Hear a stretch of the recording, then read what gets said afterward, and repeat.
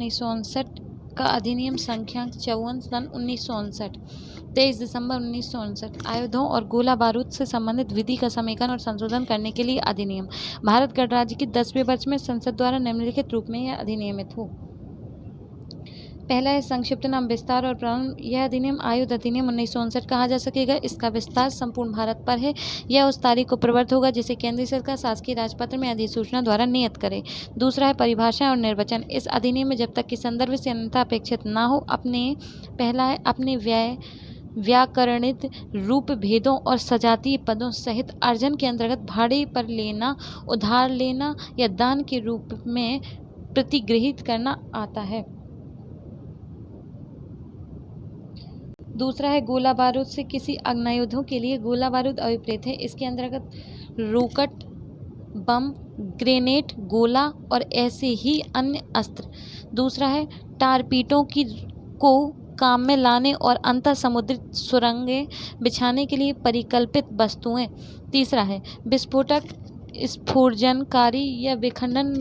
विखंडनी सामग्री या अपायकर द्रव गैस या अन्य ऐसी चीज़ों को अंतर्विष्ट रखने के लिए परिकल्पित या अनुकूलित अन्य वस्तुएं, चाहे वह अग्नायुधों के साथ उपयोग के योग्य हों या ना हों। चौथा है अग्नायुधों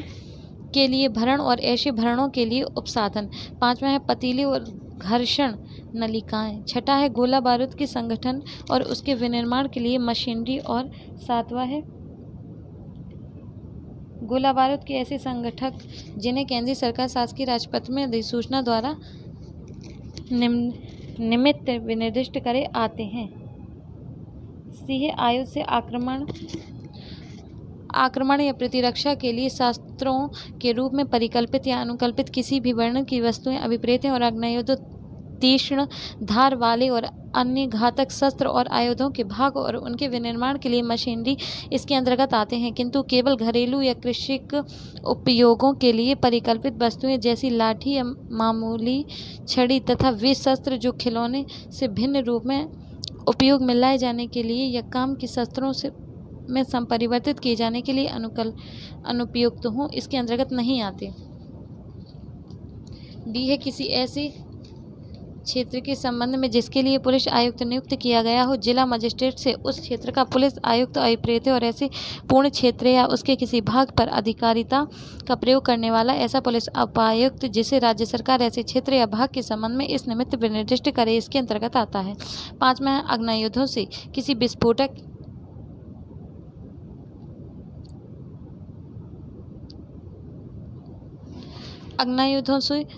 किसी विस्फोटक या अन्य प्रकारों की ऊर्जा की क्रिया से किसी भी प्रकार के प्रक्षेप या प्रक्षेपियों को चलाने के लिए परिकल्पित या अनुकल्पित किसी भी वर्णन के शस्त्र अभिप्रेत हैं। पहला है तोपें, हथगोले, रायट पिस्तौलों या किसी भी उपायकर द्रव गैस या अन्य ऐसी चीज को छोड़ने के लिए परिकल्पित या अनुकल्पित किसी भी प्रकार के शस्त्र। दूसरा है किसी भी ऐसे अग्नायुधों को चलाने से हुई आवाज़ या चमक को कम करने के लिए परिकल्पित या अनुकल्पित उसके उपसाधन। तीसरा है अग्नायुधों के भाग और उन्हें विनिर्मित करने के लिए मशीनरी। चौथा है तोपों को चढ़ाने, उनका परिवहन करने, उन्हें काम में लाने के लिए गाड़ियाँ, मंच और साधित्र इसके अंतर्गत आते हैं। ए है अनुज्ञप्ति से इस अधिनियम और उसके अधीन बनाए गए नियमों के उपबंधों के अनुसार जारी कोई अनुज्ञप्ति अभिप्रेत है। इसके अंतर्गत इलेक्ट्रॉनिक रूप में जारी कोई अनुज्ञप्ति भी है।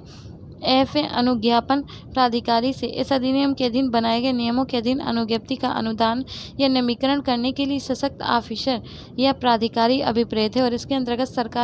सरकार आती है। एफ है मजिस्ट्रेट से दंड प्रक्रिया संहिता 1974 का 2 के अधीन कार्यपालक मजिस्ट्रेट अभिप्रेत है। जी है विहित से इस अधिनियम के अधीन बनाए गए नियमों द्वारा विहित अभिप्रेत है। एच है प्रतिषिद्ध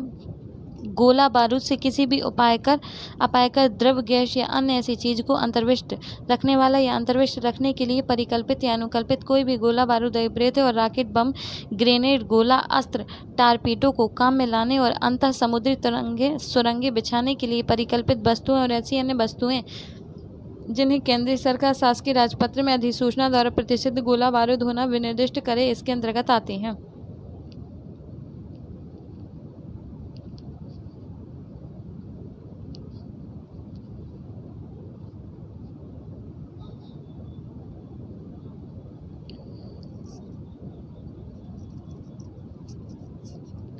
आई है प्रतिषिद्ध आयुधों से वे अग्नायुधों जो इस प्रकार परिकल्पित या अनुकल्पित हों कि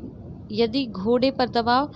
डाला जाए तो जब तक दबाव घोड़े पर से हटा ना लिया जाए या अस्त्रों को अंतर्विष्ट रखने वाला मैगनीज खाली न हो जाए अस्त्र छूटते रहें। अथवा दूसरा है किसी भी वर्णन के वे शस्त्र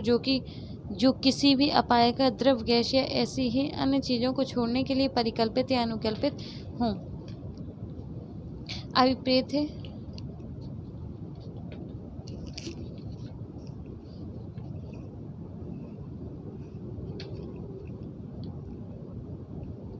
छोड़ने के लिए परिकल्पित या अनुकल्पित हों। आई हो गया,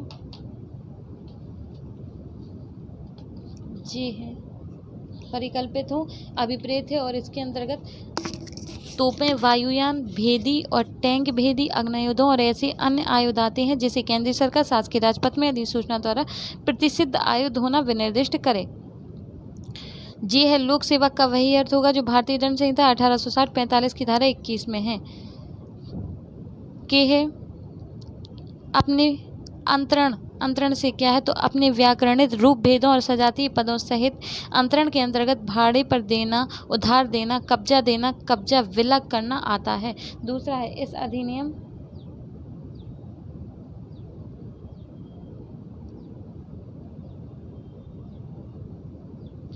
अधिनियम के प्रयोजन के लिए अग्नायुधों की नाल की लंबाई नाल मुख से लेकर उस बिंदु पर नापी जाएगी जिस पर फायर करने पर भरण का विस्फोट होता है। तीसरा है किसी क्षेत्र के संबंध में किसी ऐसी विधि के प्रति जो उच्च क्षेत्र में प्रवृत्त नहीं है। इस अधिनियम में निर्देश का यह अर्थ लगाया जाएगा कि यदि उस क्षेत्र में कोई तत्स्थानीय विधि प्रवृत्त है तो वह उसके प्रति निर्देश है। चौथा है किसी क्षेत्र के संबंध में किसी ऐसे ऑफिसर या प्राधिकृत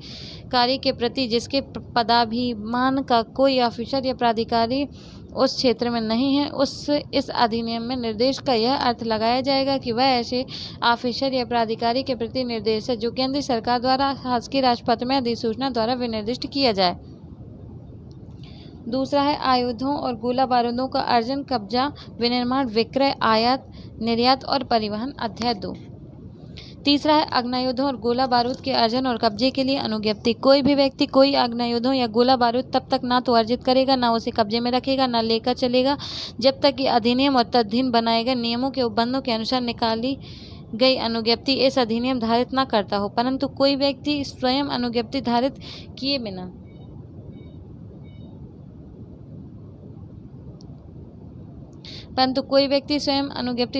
बिना अग्नायुधों गोला बारूदों को मरम्मत के लिए या अनुज्ञप्ति के नवीकरण के लिए या ऐसी अनुज्ञप्ति के धारक द्वारा उपयोग में लाए जाने के लिए उस अनुज्ञप्ति के धारक की उपस्थिति में या उसके लिखित प्राधिकार के अधीन लेकर वहन कर सकेगा। दूसरा है उपधारा 1 में किसी बात के होते हुए भी कोई भी व्यक्ति जो उपधारा 3 में निर्दिष्ट व्यक्ति से भिन्न किसी भी समय 2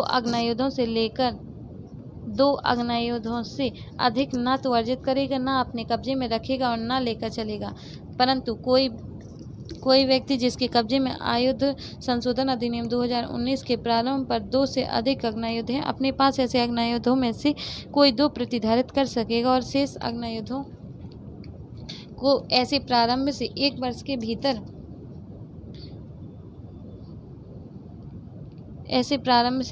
के भीतर निकटतम पुलिस थाने के भारसाधक अधिकारी के पास या धारा 21 के उपधारा 1 के प्रयोजन के लिए विहित शर्तों के अधीन अनुज्ञप्तिधारी व्योहारी के पास अथवा जहां ऐसा व्यक्ति संघ के सशस्त्र बलों का सदस्य है वहां उस उपधारा में निर्दिष्ट किसी यूनिट शस्त्रागार में निक्षिप्त करेगा, जिसके पश्चात पूर्वोक्त 1 वर्ष की अवधि के अवसान की तारीख से 90 दिन के भीतर उसकी अनुज्ञप्ति को रद्द कर दिया जाएगा। परंतु यह और कि उत्तराधिकार या विरासत के आधार पर आयुध अनुज्ञप्त करते समय 2 अग्नायुधों की सीमा को नहीं बढ़ाया जाएगा। तीसरा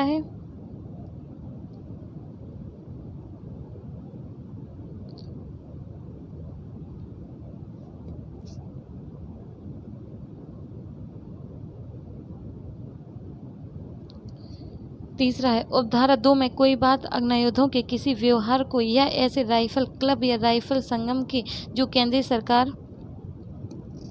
केंद्र सरकार द्वारा अनुज्ञप्ति या मान्यता प्राप्त है और निशाना लगाने के अभ्यास के लिए 22 बोर राइफल या हवाई राइफल का प्रयोग करता है, किसी सदस्य को लागू नहीं होगी। चौथा है धारा 21 के उपधारा 2 से उपधारा 6 तक की उपधाराओं की, जिनके अंतर्गत ये दोनों उपधाराएं भी हैं, उपबंध उपधारा 2 के परंतु के अधीन अग्नायुधों के किसी निक्षेप के संबंध में उसी प्रकार लागू होंगी जिस प्रकार वे उस धारा के उपधारा 1 के अधीन किसी आयुध या गोला बारूद के निक्षेप के संबंध में लागू होते हैं।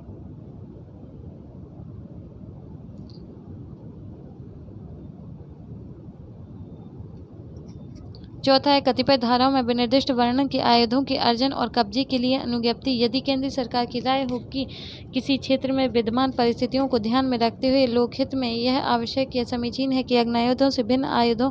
का भी अर्जन कब्जे में रखना या वहन भी विनियमित किया जाना चाहिए, तो वह शासकीय राजपत्र में अधिसूचना द्वारा निर्देश दे सकेगी कि अधिसूचना में विनिर्दिष्ट क्षेत्र को यह धारा लागू होगी और तदुपरि कोई भी व्यक्ति ऐसे वर्ग या वर्णन के आयु जैसा उस अधिसूचना में विनिर्दिष्ट किया जाए उस क्षेत्र में तब तक ना तो अर्जित करेगा, ना अपने कब्जे में रखेगा, ना या लेकर चलेगा, जब तक कि वह उस अधिनियम और तदधीन बनाए गए नियमों के उपबंधों के अधीन दी गई अनुज्ञप्ति इस निमित्त धारित न करता हो। 5वां है आयुधों और गोला बारूद के निर्माण, विनिर्माण, विक्रय इत्यादि के लिए अनुज्ञप्ति।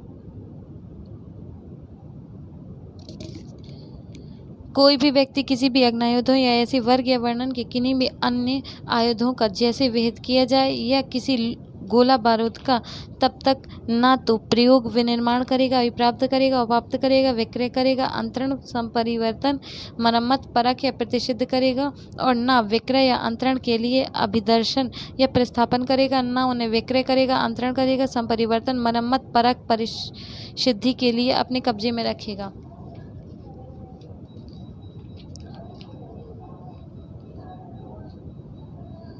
जब तक कि वह इस अधिनियम और तदधीन बनाए गए नियमों के उपबंधों के अनुसार दी गई अनुज्ञप्ति इस निमित्त धारित न करता हो।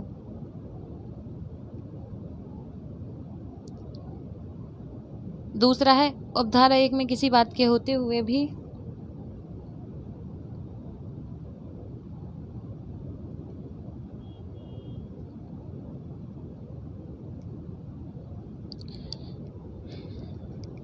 उपधारा 1 में किसी बात के होते हुए भी कोई व्यक्ति किन्हीं आयुधों या गोला बारूद का जिन्हें वह अपने निजी उपयोग के लिए विधिपूर्वक अपने कब्जे में रखता है, ऐसे अन्य विधि को जो ऐसे आयुधों या गोला बारूद को इस अधिनियम या तत्समय प्रवृत्ति किसी अन्य विधि के आधार पर अपने कब्जे में रखने के लिए हकदार है या अपने कब्जे में रखने या इस अधिनियम या ऐसी अन्य विधि द्वारा प्रतिषिद्ध नहीं है, इस निमित्त अनुज्ञप्त धारण किए बिना विक्रय या अंतरण कर सकेगा। परंतु किसी ऐसे आग्नेयायुधों या गोला बारूद जिसके बारे में धारा 3 के अधीन अनुज्ञप्ति अपेक्षित है और किन्हीं ऐसे आयुधों या जिनके बारे में धारा 4 के अधीन अनुज्ञप्ति अपेक्षित है, किसी व्यक्ति द्वारा इस प्रकार विक्रय या अंतरण तब तक नहीं किया जाएगा जब तक उसने अधिकारिता रखने वाले जिला मजिस्ट्रेट को या निकटतम पुलिस थाने के बाहर सदक ऑफिसर को ऐसे आग्नेयायुधों, गोला बारूद या अन्य आयुधों का विक्रय या अंतरण करने के अपने आशय की और उस व्यक्ति के जिसे ऐसे आग्नेयायुधों, गोला बारूद या अन्य आयुधों या विक्रय या अंतरण करने का वह आशय रखता हो, नाम और पते की लिखित इत्तला न दे दी हो और ऐसी इत्तला दी जाने के पश्चात कम से कम 45 दिन की अवधि का अवसान न हो गया हो।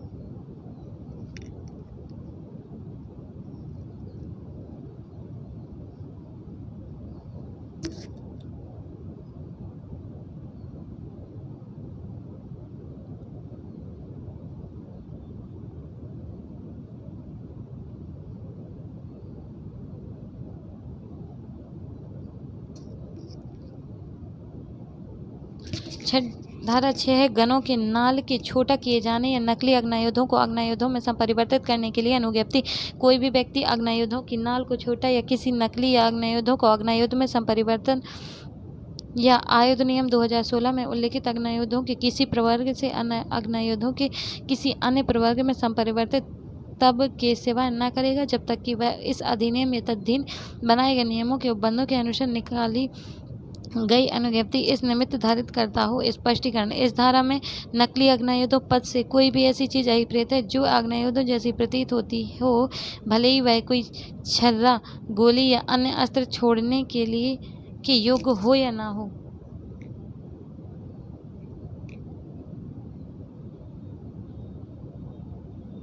धारा 7 है प्रतिषिद्ध आयुधों या प्रतिषिद्ध गोला बारूद के अर्जन या कब्जे में रखने या उसके विनिर्माण या विक्रय का प्रतिषिद्ध कोई भी व्यक्ति कोई भी प्रतिषिद्ध आयुध या प्रतिषिद्ध गोला बारूद को तब तक ना तो अर्जित करेगा, कब्जे में रखेगा, धारण करेगा, ना प्रयोग, विनिर्मित, विकृत, आंतरिक, संपरिवर्तित करेगा,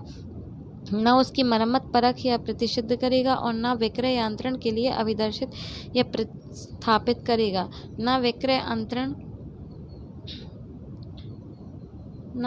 अंतरण, संपरिवर्तित, मरम्मत, परख या प्रतिषिद्ध के लिए अपने कब्जे में रखेगा। दूसरा है प्रयोग, विनिर्मित, विकृत, अंतरित, संपरिवर्तित करेगा, ना उसे ये सब करेगा, ना उसकी मरम्मत, परख या प्रतिषिद्ध करेगा, और ना तीसरा बताता है कि ना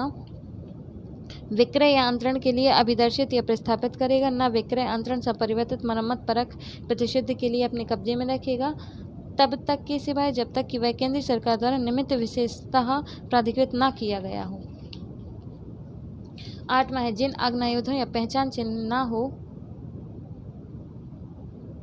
जिन आग्नेयोद्यों या पर पहचान चिन्ह ना हो, उसके विक्रय या अंतरण का प्रतिषेध। कोई भी व्यक्ति किसी आग्नेयोद्योग या गोला बारूद पर या अन्यथा दर्शित कोई भी नाम, संख्या या अन्य पहचान चिन्ह ना तो मिटाएगा, ना हटाएगा, ना परिवर्तित करेगा, ना कूट रचित करेगा। दूसरा है कोई भी व्यक्ति किसी भी ऐसे आग्नेयोद्योग या विक्रय या अंतरण नहीं करेगा जिसमें निर्माता का नाम, विनिर्माता संख्यांक या अन्य पहचान चिन्ह मुद्रांकित या केंद्रीय सरकार द्वारा अनुमोदित रीति से उस पर अन्यथा दर्शित ना हो। तीसरा है जब कभी किसी व्यक्ति के कब्जे में ऐसा आग्नेयोद्योग हो जिसमें ऐसा नाम, संख्यांक या अन्य पहचान चिन्ह ना हो, या जिस पर ऐसा नाम, संख्यांक या अन्य पहचान चिन्ह मिटाया, हटाया, परिवर्तित या कूट रचित किया गया हो, तब उस दशा के सिवाय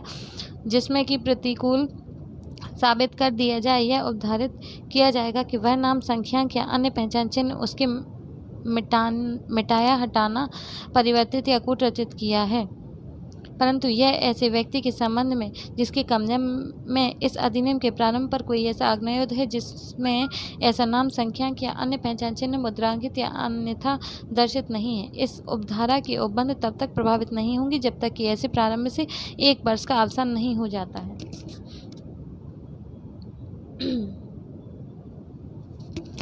9वां है तरुण व्यक्तियों और कुछ अन्य व्यक्तियों द्वारा आग्नेयोद्योग आदि के अर्जन या कब्जे का या उसके विक्रय या अंतरण का प्रतिषेध।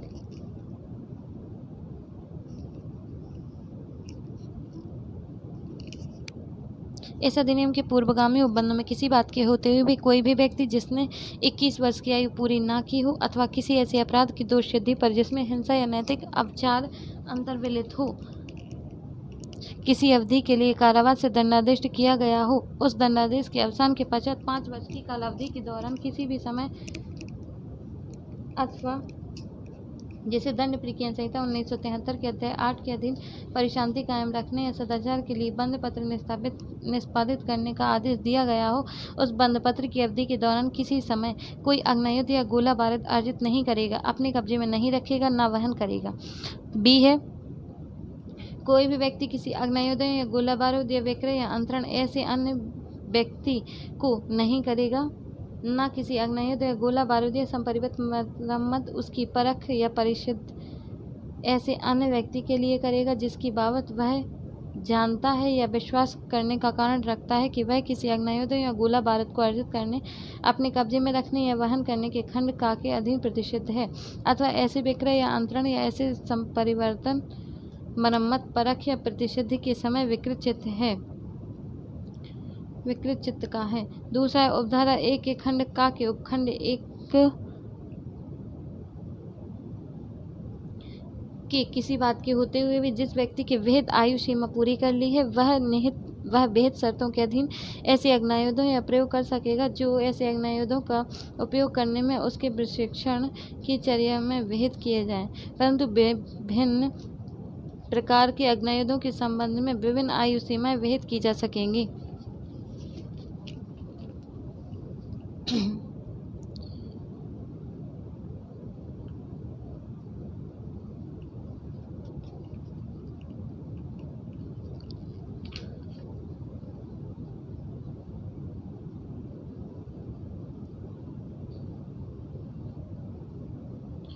सीमा विहित की जा सकेंगी। अब है धारा 10, आयुधों आदि के आयात निर्यात के लिए अनुज्ञप्ति। कोई भी व्यक्ति किन्हीं भी आयुधों या गोला बारूद को समुद्र, भूमि या वायु मार्ग द्वारा तब तक ना तो भारत में लाएगा ना बाहर ले जाएगा जब तक कि वह इस अधिनियम के तदधीन बनाए गए नियमों के बंधों के अनुसार दी गई अनुज्ञप्ति तदधीन नहीं रखता हो। परंतु वह व्यक्ति जो कोई आयुध या गोला बारूद अपने कब्जे में रखने के लिए इस अधिनियम या किसी अन्य तत्समय प्रवृत्त किसी विधि के आधार पर हकदार है या इस अधिनियम या किसी अन्य विधि द्वारा प्रतिषिद्ध नहीं है, वह अपने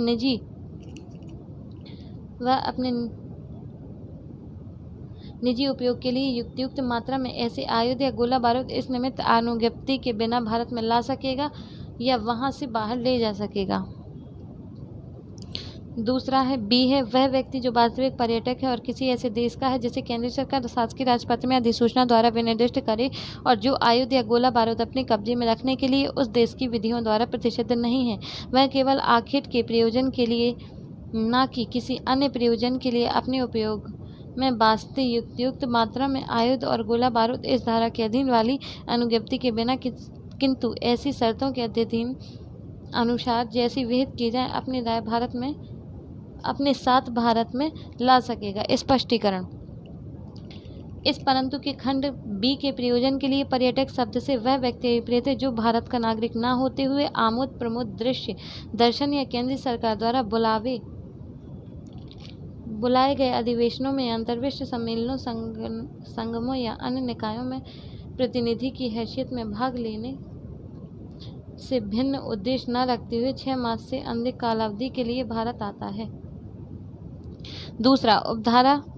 1 के परंतु में अंतर्विष्ट किसी बात के होते हुए भी यह है कि जहाँ की परंतु के खंड ए खंड बी के किसी ऐसे व्यक्ति को लागू होने के बारे में यह दावा करता है कि ऐसे खंड उसे लागू हैं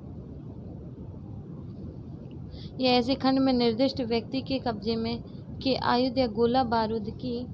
मात्राओं की युक्तिता के बारे में या ऐसे आयुध या गोला बारूद ऐसे व्यक्ति द्वारा जिस उपयोग में लाए जा सकेंगे उसके बारे में कोई शंका सीमा शुल्क आयुक्त या केंद्रीय सरकार द्वारा इस निमित्त सशक्त किसी अन्य ऑफिसर को हो, वहाँ वह ऐसे व्यक्ति के कब्जे में के आयुध या गोला बारूद को तब तक के लिए निरुद्ध कर सकेगा जब तक के लिए वह उसके संबंध में केंद्रीय सरकार के आदेश प्राप्त नहीं कर लेता। तीसरा है समुद्र या वायु मार्ग द्वारा भारत का भाग न होने वाले किसी मध्यवर्ती राज्य क्षेत्र के पार करके भारत के एक भाग से दूसरे भाग को ले जाए गए आयुध और गोला बारूद इस धारा के अर्थ के अंदर भारत के बाहर ले जाए जाते हैं या भारत में लाए जाते हैं।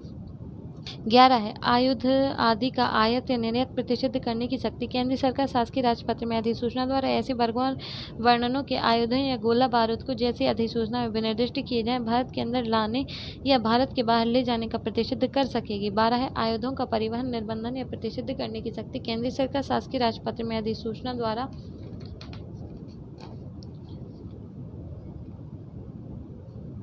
निर्देश दे सकेगी कि कोई भी व्यक्ति ऐसे वर्गों और वर्णनों के आयुधों या गोला बारूद का जैसे अधिसूचना में विनिर्दिष्ट किए जाए भारत या उसके किसी भाग पर से परिवहन तब तक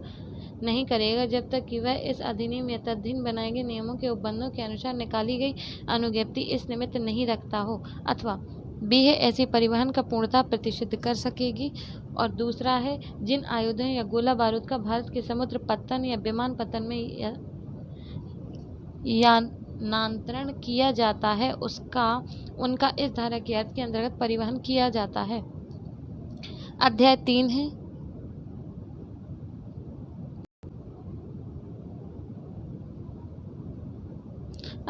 है अनुज्ञप्तियों के बारे में उपबंध। अनुज्ञप्तियों का अनुदान। अध्याय 2 के अधीन अनुज्ञप्तियों के अनुदान के लिए आवेदन अनुज्ञापन प्राधिकारी को दिया जाएगा और वह ऐसे प्रारूप में होगा उसमें ऐसी विशिष्टियां अंतर्विष्ट होंगी और उसके साथ ऐसी कोई फीस होगी यदि कोई जैसा या जैसी विहित किया जाए या की जाए। दूसरा, आवेदन की प्राप्ति पर अनुज्ञापन प्राधिकारी उस आवेदन पर निकटतम पुलिस थाने के बाहर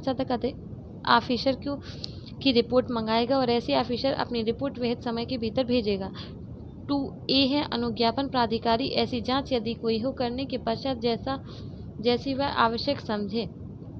और उपधारा 2 के अधीन प्राप्त रिपोर्ट पर विचार करने के पश्चात इस अध्याय के अन्य उपबंधों अधीन रहते हुए लिखित आदेश द्वारा अनुज्ञप्ति या तो अनुज्ञप्त करेगा या अनुज्ञप्त करने से इनकार करेगा, परंतु जहां निकटतम पुलिस थाने का भारसाधक ऑफिसर आवेदन या विहित समय के भीतर अपनी रिपोर्ट नहीं भेजता है, वहां यदि अनुज्ञापन प्राधिकारी ठीक समझे तो वह विहित समय के अवसान के पश्चात उस रिपोर्ट की और प्रतिरक्षा किए बिना ऐसा आदेश कर सकेगा। तीसरा है अनुज्ञापन प्राधिकारी ए धारा 3 के अधीन अनुज्ञप्ति वहां अनुज्ञप्त करेगा जहां की वह अनुज्ञप्ति पहला संरक्षण या आखेट में उपयोग में लाए जाने के लिए 20 इंच से अन्यून लंबी नाल वाली चिकने बोर की बंदूक के संबंध में या फसल संरक्षा के लिए सद्भाविक उपयोग में लाई जाने के लिए नालमुख से भरी जाने वाली बंदूक के संबंध में भारत के नागरिक द्वारा अपेक्षित की जाए, परंतु जहां की किसी मामले की परिस्थितियों का ध्यान रखते हुए अनुज्ञापन प्राधिकारी का समाधान हो जाए कि नालमुख से भरी जाने वाली बंदूक फसल संरक्षा के लिए पर्याप्त न होगी, वहां अनुज्ञापन प्राधिकारी ऐसी संरक्षा के लिए यथापूर्वोक्त किसी अन्य चिकने बोर की बंदूक के संबंध में अनुज्ञप्त कर सकेगा। अथवा दूसरा है केंद्रीय सरकार द्वारा अनुज्ञप्त या मान्यता प्राप्त राइफल क्लब या राइफल संगम के सदस्य द्वारा निशाना लगाने का अभ्यास करने में उपयोग में लाई जाने के लिए अग्नायुधों के संबंध में अपेक्षित की जाए।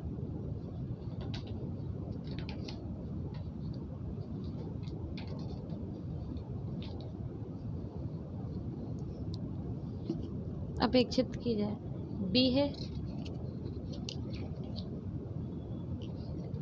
किसी अन्य मामले में धारा 3 के अधीन की अनुज्ञप्ति या धारा 4, 5, 6, 10, 12 के अधीन की अनुज्ञप्ति उस दशा में अनुज्ञप्त करेगा जिसमें अनुज्ञापन प्राधिकारी का समाधान हो जाए कि उस व्यक्ति के पास जिसके पास अनुज्ञप्ति अपेक्षित है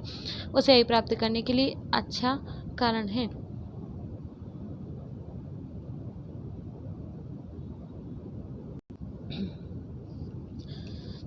चौदह है अनुज्ञप्तियां देने से इनकार करना। धारा 13 में किसी बात के होते हुए भी अनुज्ञापन अधिकारी धारा 3, 4, 5, 6, 5 के अधीन 3, 4, 5 के अधीन अनुदत्त करने से वह इनकार करेगा जहां की ऐसी अनुज्ञप्ति किन्हीं प्रतिषिद्ध आयुधों या प्रतिषिद्ध गोला बारूद के बारे में अपेक्षित हो। बी है अध्याय 2 के अधीन के किसी अन्य मामले में अनुज्ञप्ति अनुदत्त करने से वहां इनकार करेगा। पहला, जहां की ऐसी अनुज्ञप्ति उस व्यक्ति द्वारा अपेक्षित है जिसके बारे में अनुज्ञापन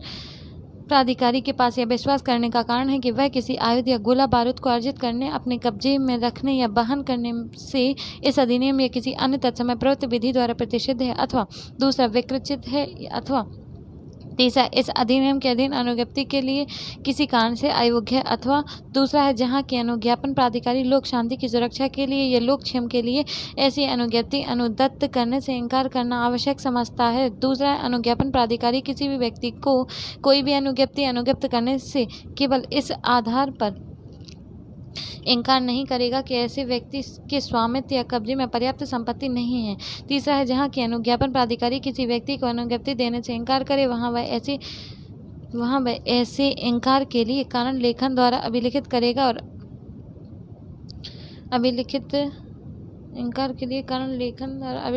और उसका संक्षिप्त कथन मांग किए जाने पर उस व्यक्ति को उस दशा के सिवा जैसा उसमें अनुज्ञापन प्राधिकारी की राय हो ऐसा कथन देना लोक हित में नहीं होगा।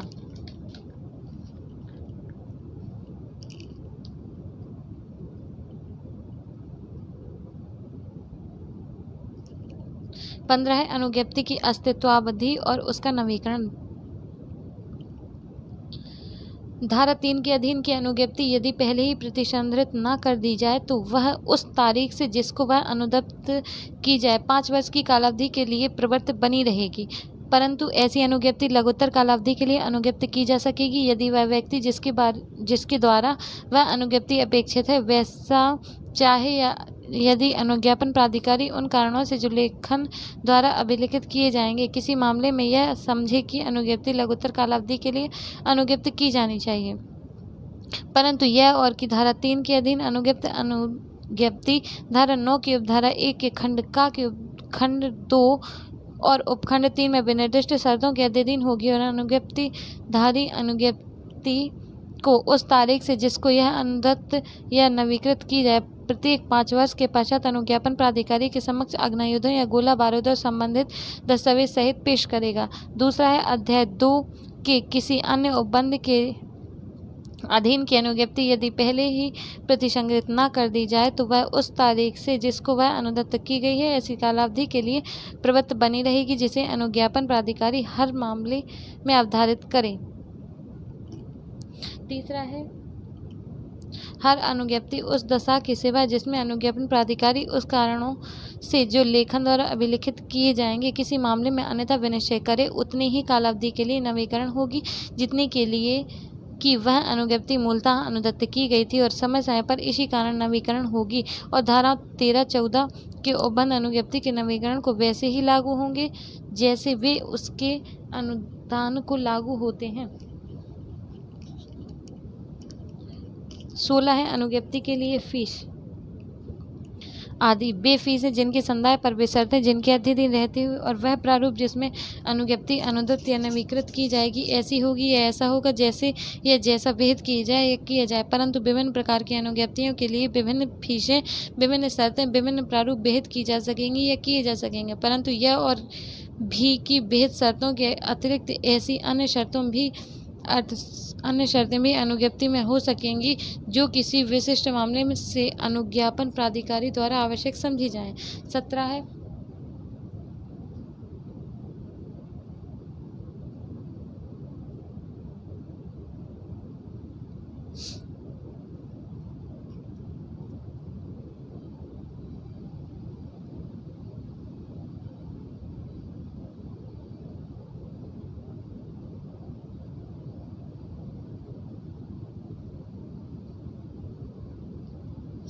अनुज्ञप्तियों में फेरफार उनका निलंबन पर प्रतिसंग्रहण जिन शर्तों के अधीन अनुज्ञप्ति अनुदत्त की गई है उनमें फेरफार अनुज्ञापन प्राधिकारी उसमें से ऐसी शर्तों को छोड़कर कर सकेगा जो विहित की जाए और उस प्रयोजन के लिए लिखित सूचना द्वारा अनुज्ञप्ति के धारक से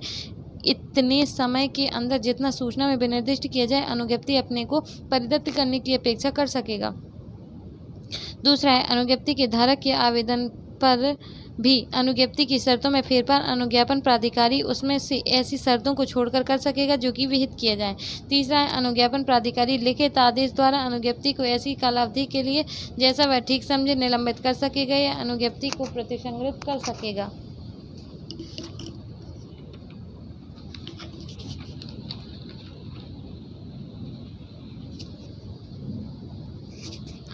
का है यदि अनुज्ञापन प्राधिकारी का समाधान हो जाए कि अनुज्ञप्ति का साधक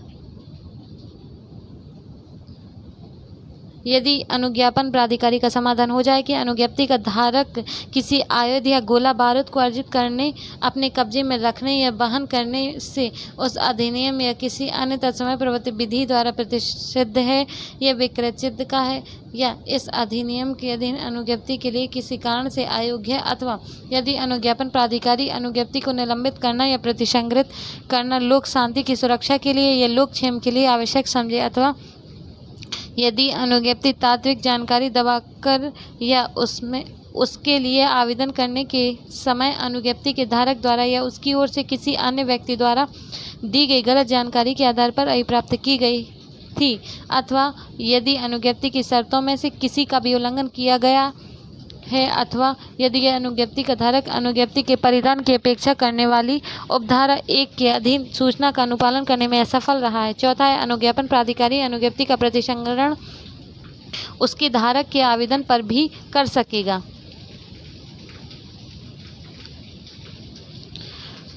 पांचवा है जहाँ के अनुज्ञापन प्राधिकारी उपधारा 1 के अधीन अनुज्ञप्ति में फेरफार करने वाला आदेश या उपधारा 3 के अधीन अनुज्ञप्ति को निलंबित करने या प्रतिसंग्रहित करने वाला आदेश दे वहाँ वह इसके लिए कारण लेखन द्वारा अभिलिखित करेगा और उसका संक्षिप्त कथन मांग किए जाने पर अनुज्ञप्ति के धारक को उस दशा की सेवाएं देगा जिसमें अनुज्ञापन प्राधिकारी की किसी मामले में यह राय हो कि ऐसा कथन देना लोक हित में नहीं होगा। छठा है वह प्राधिकारी जिसके अधीनस्थ अनुज्ञापन प्राधिकारी है लिखित आदेश द्वारा अनुज्ञप्ति को निलंबित या प्रतिसंग्रहित उस किसी भी आधार पर कर सकेगा जिस पर कि वह अनुज्ञापन प्राधिकारी द्वारा निलंबित या प्रतिसंग्रहित की जा सकती है।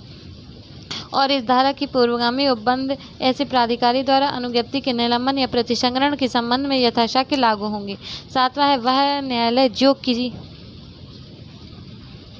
लागू होंगे। सातवां है वह न्यायालय जो किसी अनुज्ञप्ति के धारक को इस अधिनियम के या तदधीन बनाए गए नियमों के अधीन किसी अपराध का सिद्धदोष ठहरावे उस अनुज्ञप्ति को निलंबित या प्रतिसंग्रहित भी कर सकेगा, परंतु यदि दोषसिद्ध अपील में या अन्यथा पास कर दी जाए तो निलंबन या प्रतिसंग्रहण शून्य हो जाएगा। 8 है और धारा 7 के अधीन निलंबन या प्रतिसंग्रहण का आदेश अपील न्यायालय द्वारा या उच्च न्यायालय द्वारा भी, जबकि वह पुनरीक्षण की अपनी शक्तियों का प्रयोग कर रहा हो, किया जा सकेगा। 9 है केंद्रीय सरकार शासकीय राजपत्र में अधिसूचना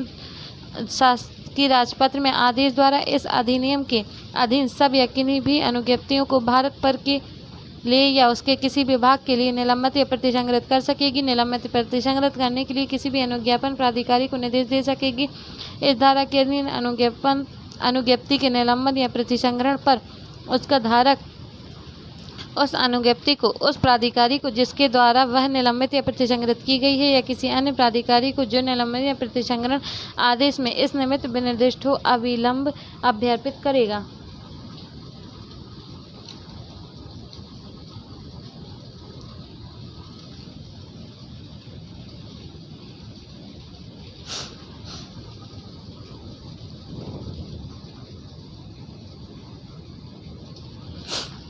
धारा 18 है अपीलें। अनुज्ञापन प्राधिकारी के अनुज्ञप्ति अनुदत्त करने से इनकार करने वाले या अनुज्ञप्ति की शर्तों में फेरफार करने वाले आदेश से या अनुज्ञापन प्राधिकारी के या उस प्राधिकारी के जिसके अधीनस्थ अनुज्ञापन प्राधिकारी अनुज्ञप्ति प्रतिसंग्रहित करने वाले आदेश से व्यतीत कोई भी व्यक्ति ऐसे प्राधिकारी से जिसे तस्मिन पश्चात अपील प्राधिकरण के रूप में निर्दिष्ट किया गया है और ऐसी कालावधि के अंदर जैसा या जैसी विहित किया जाए या विहित किए जाए उस आदेश के विरुद्ध अपील कर सकेगा, परंतु सरकार द्वारा या उसके निर्देशाधीन किए गए किसी भी आदेश के विरुद्ध कोई भी अपील न होगी। दूसरा है कोई भी अपील ग्रहण नहीं की जाएगी यदि वह उसके लिए विहित कालावधि के अवसान के पश्चात की गई है, परंतु अपील उसके लिए विहित कालावधि के अवसान के पश्चात ग्रहण की जा सकेगी यदि अपीलार्थी अपील प्राधिकारी का समाधान कर देता है कि उस कालावधि के अंदर अपील न करने के लिए उसके पास पर्याप्त हेतु था। तीसरा है अपील के लिए विहित कालावधि की संगणना लिमिटेशन एक्ट 1908 के उन उपबंधों के अनुसार की जाएगी जो उसके अधीन परिसीमा काल की संगणना के लिए हैं। चौथा है इस धारा के अधीन हर अपील लिखित अर्जी द्वारा की जाएगी और जहाँ की उस आदेश का जिसके विरुद्ध अपील की गई है कारणों का कथन अपीलार्थी को दिया गया है वहाँ उसका संक्षिप्त विवरण और ऐसी फीस जो विहित की जाए उसके साथ होंगे। 5वां है अपील निपटाने में अपील प्राधिकारी ऐसी प्रक्रिया का अनुसरण करेगी जैसी विहित की जाए, परंतु कोई भी अपील तब तक नहीं निपटाई जाएगी जब तक अपीलार्थी को सुनवाई का युक्तियुक्त अवसर न दे दिया गया हो।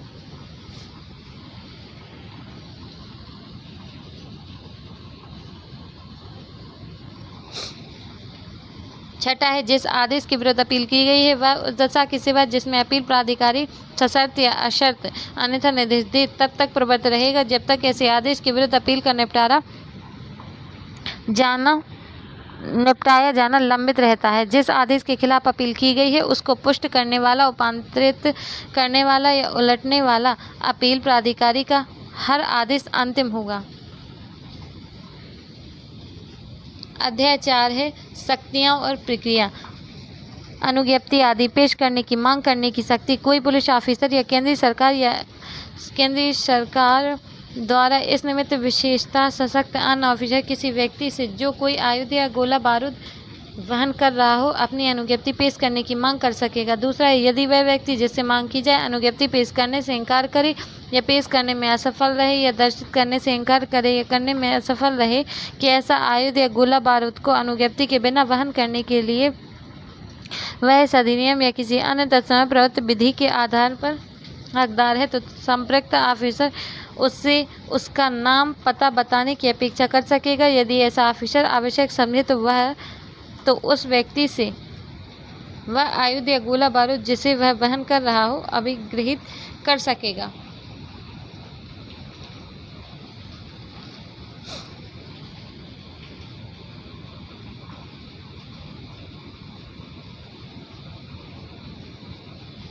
तीसरा है यदि वह व्यक्ति अपना नाम और पता देने से इनकार करे या यदि संपर्क ऑफिसर को यह निर्देश हो कि वह व्यक्ति मिथ्या नाम या पता दे रहा है या फरार होने का आशय है तो ऐसा ऑफिसर उसे वारंट के बिना गिरफ्तार कर सकेगा। बी से संदिग्ध परिस्थितियों के अधीन आयुध आदि का प्रवहन करने वाले व्यक्तियों की गिरफ्तारी। जहां कोई व्यक्ति किन्हीं आयुधों या गोला बारूद को चाहे उनके लिए अनुज्ञप्ति हो या ना हो ऐसी रीति में या ऐसी परिस्थितियों के अधीन वहन करता है या प्रवहन करता हुआ पाया जाए जिससे यह संदेह करने के न्याय संगत आधार बनते हैं कि उसके द्वारा वे किसी विधि विरुद्ध प्रयोजन के लिए प्रयुक्त किए जाने के आशय से ले जाए जा रहे हैं या कि वे ऐसे प्रयोजन के लिए प्रयुक्त किए जा सकते हैं तो कोई मजिस्ट्रेट, कोई पुलिस ऑफिसर या कोई अन्य लोक सेवक या अथवा किसी रेल, विमान, जलयान या परिवहन के किसी भी अन्य साधन में नियोजित या काम करने वाला कोई भी व्यक्ति उसे वारंट के बिना गिरफ्तार कर सकेगा और ऐसे आयुध या गोला बारूद से अभिगृहित कर सकेगा। 21 है कब्जा विधिपूर्ण न रहने पर आयुध आदि का निक्षेप।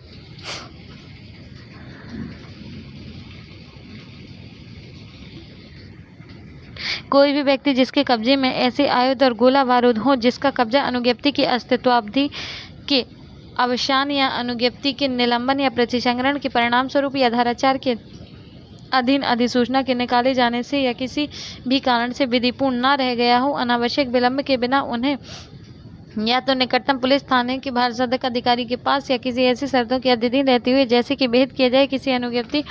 व्यवहारी के पास या जहाँ की ऐसा व्यक्ति स्वयं संघ के सशस्त्रों बलों का सदस्य हो वहाँ किसी यूनिट अस्त्रागार में निक्षिप्त करेगा। स्पष्टीकरण इस उपधारा में यूनिट अस्त्रागार के अंतर्गत भारतीय नौसेना के पोत या व्यवस्थापन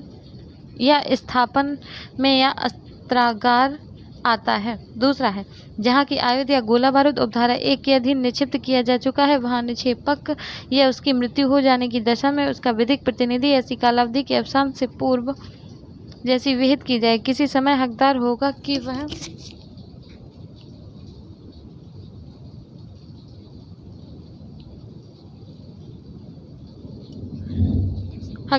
कि वह काहे ऐसी निक्षिप्त किसी भी चीज को इस अधिनियम या अन्य किसी भी तत्समय प्रवृत्त विधि के आधार पर उसे अपने कब्जे में रखने के लिए हकदार हो जाने पर वापस पाए अथवा ऐसी निक्षिप्त चीज इस अधिनियम या किसी अन्य तत्समय प्रवृत्त विधि के आधार पर उसे अपने कब्जे में रखने के हकदार या उसे अपने कब्जे में रखने से इस अधिनियम या ऐसी अन्य विधि द्वारा अप्रतिषिद्ध किसी व्यक्ति को विक्रय द्वारा या अन्यथा वैनित करे या वैनित करना प्राधिकृत करे ऐसे किसी वैन के आगम प्राप्त करे। परंतु इस उपधारा की कोई बात किसी ऐसी चीज की वापसी या वैन प्राधिकृत करने वाली नहीं समझी जाएगी जिसका अधिहरण धारा 32 के अधीन निर्दिष्ट किया गया हो। तीसरा है निक्षिप्त की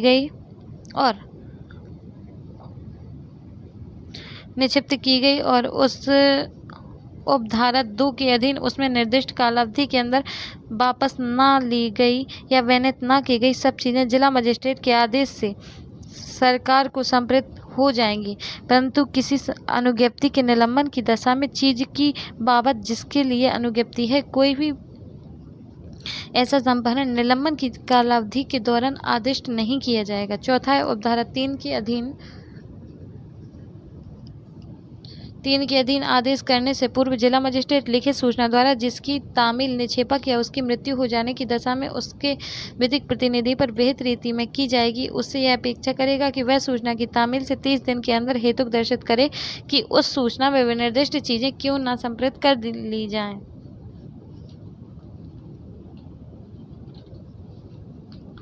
पांचवा है यथास्थिति निक्षेपक या उसके विधिक प्रतिनिधि द्वारा दर्शित उस किसी हेतु पर यदि कोई हो विचार करने के पश्चात जिला मजिस्ट्रेट ऐसा आदेश देगा जैसा कि वह ठीक समझे। छठा है सरकार या चीज़ों को जो उसे संप्रेषित हो गई हैं या उसके वैन के आगमों को निक्षेपक या उसके विधिक प्रतिनिधि को किसी भी समय पूर्णतः या भागता लौटा सकेगी।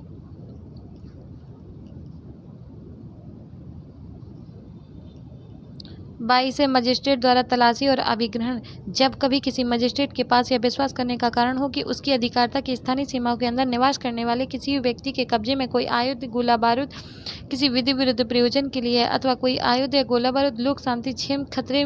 में डाले बिना ऐसे व्यक्ति के कब्जे में नहीं छोड़े जा सकते,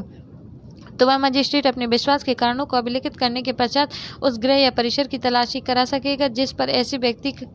का अधिभोग हो या जिसकी बाबत मजिस्ट्रेट के पास विश्वास करने का कारण हो कि ऐसा आयुध या गोला बारूद वहां पाया जाएगा। ऐसे आयुध या गोला बारूद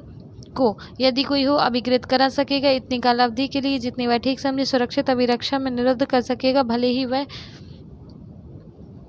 व्यक्ति उन्हें इस अधिनियम या किसी अन्य तत्समय प्रवृत्त विधि के आधार पर अपने कब्जे में रखने का हकदार हो।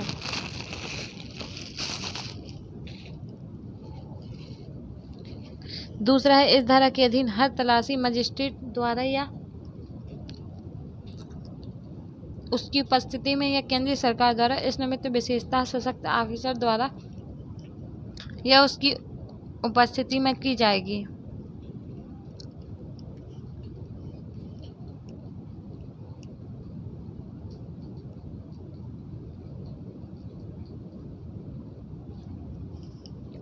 तेईसे आयुध आदि के लिए जलियानो यानों की तलाशी कोई मजिस्ट्रेट, कोई पुलिस ऑफिसर या इस निमित्त केंद्रीय सरकार द्वारा विशेषता सशक्त कोई ऑफिसर यह अभिनिश्चित करने के प्रयोजन के लिए क्या इस अधिनियम में तदधीन बनाए गए नियमों का उल्लंघन किया जा रहा है या उसका किया जाना संभव है, किसी भी जलियान यान या परिवहन के अन्य साधन को रोक सकेगा और उसकी तलाशी ले सकेगा और किसी भी आयुध या गोला बारूद को जो उसमें पाए जाए ऐसे जलयान यानी परिवहन के अन्य साधन के सहित अभिगृहित कर सकेगा। 24 से केंद्रीय सरकार के आदेशों के अधीन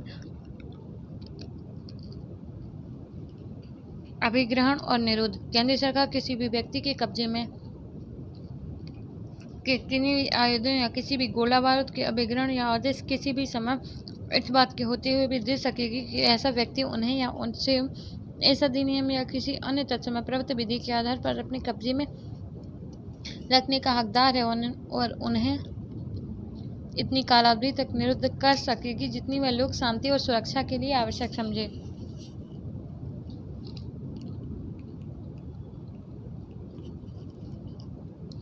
चौबीस है, विक्षुब्ध क्षेत्रों में अधिसूचना आयुधों के कब्जे के बारे में प्रतिषेध आदि। जहां केंद्रीय सरकार का समाधान हो जाता है कि किसी क्षेत्र में लोक शांति और प्रशांति का व्यापक विक्षोभ है या ऐसे विक्षोभ का आसन्न संकट है तथा ऐसे क्षेत्र में उन अपराधों के निवारण के लिए जिसमें आयुधों का उपयोग किया जाता है ऐसा करना आवश्यक है समीचीन है, वहां वह राजपत्र में अधिसूचना द्वारा ऐसे क्षेत्र की सीमा विनिर्दिष्ट कर सकेगी। यह निर्देश दे सकेगी कि अधिसूचना में विनिर्दिष्ट अवधि के जो अवधि ऐसी तारीख से प्रारंभ होने वाली अवधि होगी जो राजपत्र में अधिसूचना के प्रकाशन की तारीख के पश्चात चौथे दिन से पूर्वतर न हो। प्रारंभ के पहले प्रत्येक ऐसा व्यक्ति जिसके अपने कब्जे में ऐसे क्षेत्र के ऐसे वर्णन में कोई आयुध है जो अधिसूचना में विनिर्दिष्ट किए जाएं। इस प्रकार विनिर्दिष्ट आयुधों को इस धारा के इसके पश्चात अधिसूचित आयुध कहा गया है। ऐसे प्रारंभ के पहले उन्हें धारा 21 के उपबंधों के अनुसार निक्षिप्त करेगा और इस प्रयोजन के लिए ऐसे व्यक्ति द्वारा किन्हीं अधिसूचित आयुधों के कब्जे की बाबत इस अधिनियम के किसी अन्य उपबंध धारा 41 को छोड़कर या तत्समय प्रवृत्त किसी अन्य विधि में किसी बात के होते हुए भी राजपत्र में अधिसूचना के प्रकाशन की तारीख से ही यह समझा जाएगा कि वह विधिपूर्ण नहीं रह गया है।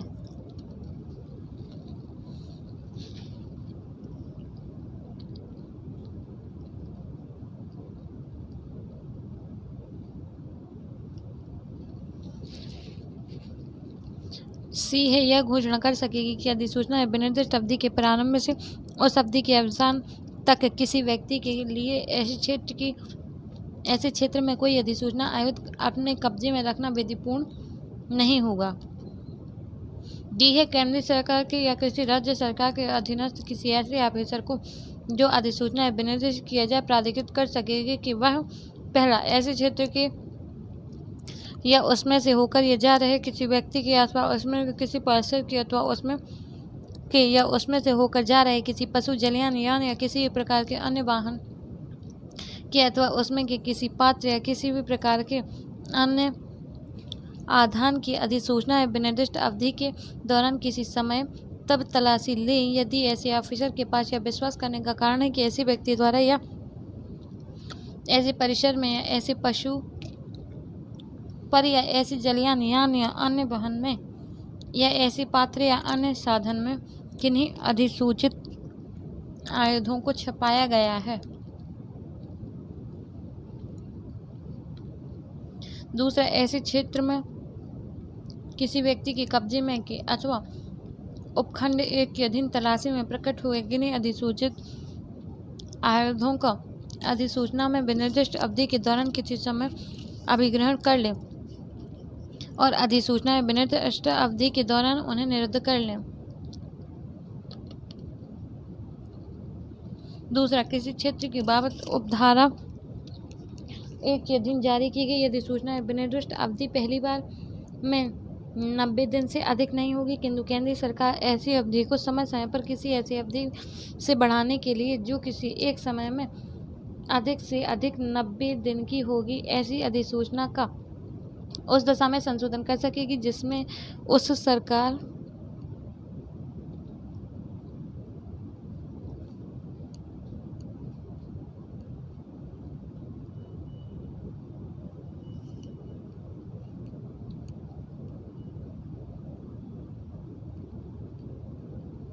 दूसरा है किसी क्षेत्र की बाबत उपधारा 1 के अधीन जारी की गई अधिसूचना में विनिर्दिष्ट अवधि पहली बार में 90 दिन से अधिक नहीं होगी, किंतु केंद्र सरकार ऐसी अवधि को समय समय पर किसी ऐसी अवधि के से बढ़ाने के लिए जो किसी एक समय में अधिक से अधिक 90 दिन की होगी, ऐसी अधिसूचना का उस समय में संशोधन कर सकेगी जिसमें उस सरकार की राय में ऐसे क्षेत्र में लोक शांति और प्रशांति का ऐसा विक्षोभ उपधारा 1 में निर्दिष्ट है बना हुआ है अथवा उसका आसन्न संकट बना हुआ है तथा ऐसे क्षेत्र में उन अपराधों के निवारण के लिए जिसमें आयुधों का उपयोग किया जाता है ऐसा करना आवश्यक है, समीचीन है। तीसरा है दंड प्रक्रिया संहिता 1973 के तलाशियों और अभिग्रहणों से संबंधित उपबंध जहां तक हो सके उपधारा 1 के अधीन की जाने वाली किसी तलाशी या अभिग्रहण को लागू होंगे। इस धारा के प्रयोजन के लिए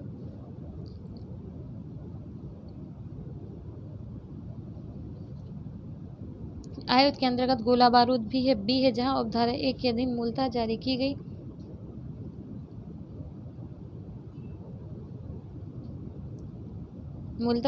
गई अधिसूचना में विनिर्दिष्ट अवधि को उपधारा 2 के अधीन विस्तारित किया जाता है, वहां ऐसी अधिसूचना के संबंध में उपधारा 1 में अधिसूचना में विनिर्दिष्ट अवधि के प्रति निर्देशों का यह अर्थ लगाया जाएगा कि वे इस प्रकार विस्तारित अवधि के प्रति निर्देश हैं।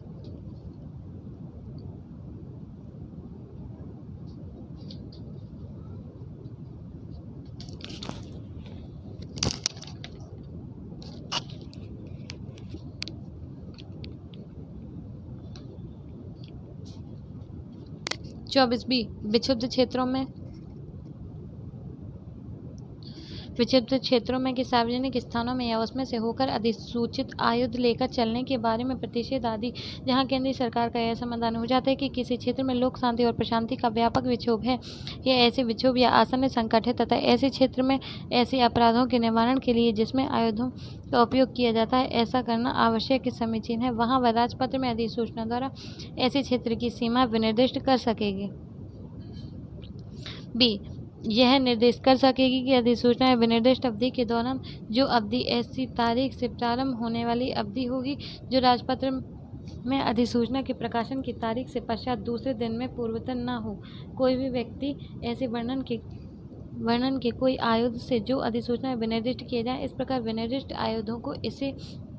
धारा में इसके पश्चात अधिसूचित आयुध कहा गया है, ऐसे क्षेत्र में के किसी सार्वजनिक स्थान में से होकर या उसमें लेकर नहीं चलेगा या अन्यथा अपने कब्जे में नहीं रखेगा। सी है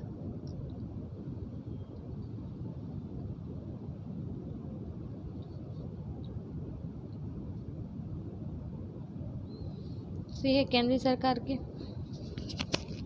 या किसी राज्य सरकार के अधीनस्थ किसी ऐसे ऑफिसर को जो अधिसूचना में विनिर्दिष्ट किया जाए प्राधिकृत कर सकेगी कि ऐसे क्षेत्र में कि या उसमें से होकर या होकर जा रहे किसी व्यक्ति की अथवा उसमें की या उसमें भागरूप किसी परिसर की अथवा उसमें की या उसमें से होकर जा रहे किसी पशु, जलयान या यान या किसी भी प्रकार के अन्य वाहन की अथवा उसमें के किसी पात्र या किसी भी प्रकार के अन्य आधान की अधिसूचना या निर्दिष्ट अवधि के दौरान किसी समय तब तलाशी लें यदि ऐसी ऑफिसर के पास यह विश्वास करने का कारण है कि ऐसे व्यक्ति द्वारा या ऐसे परिसर में या ऐसे पशु या ऐसे जलयान या यान या अन्य वाहन में या ऐसे पात्र या अन्य आधान में किन्हीं अधिसूचित आयुधों को छिपाया गया है। दूसरा, ऐसे क्षेत्र में किसी सार्वजनिक स्थान से होकर या उसमें किसी व्यक्ति द्वारा ले जाए जा रहे या अन्यथा उसमें कब्जे में के अथवा उपखंड 1 के अधीन तलाशी में प्रकट हुए किन्हीं अधिसूचित आयुधों को अधिसूचना में विनिर्दिष्ट अवधि के दौरान किसी समय अभिग्रहण कर ले और अधिसूचना में विनिर्दिष्ट अवधि के दौरान उन्हें निरुद्ध कर ले।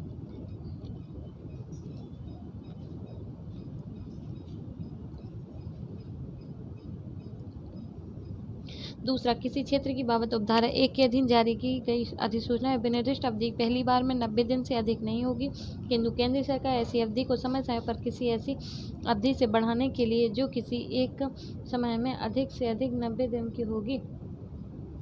ऐसी अधिसूचना का उस दशा में संशोधन कर सकेगा जिसमें उस सरकार के राय में ऐसे क्षेत्र में लोक शांति और प्रशांति का ऐसा बिछोह जो उपधारा 1 में निर्दिष्ट बना हुआ है अथवा उसका आसन्न संकट बना हुआ है तथा ऐसे क्षेत्र में उन अपराधों के निवारण के लिए जिसमें आयुधों का उपयोग किया गया है ऐसा करना आवश्यक या समीचीन है। तीसरा, दंड प्रक्रिया संहिता की तलाशियों के अभिग्रहणों से संबंधित उपबंध जहां तक हो सके उपधारा 1 के अधीन की जाने वाली किसी तलाशी या अभिग्रहण को लागू होंगे। इस धारा के प्रयोजन के लिए आयुध के अंतर्गत गोला बारूद भी है। सार्वजनिक स्थान से कोई ऐसा स्थान अभिप्रेत है जो जनता द्वारा या जनता के किसी वर्ग द्वारा उपयोग के लिए आश्रित या जिसमें उसकी पहुंच है। सी है जहां उपधारा 1 के अधीन मूलतः जारी की गई अधिसूचना में विनिर्दिष्ट अवधि को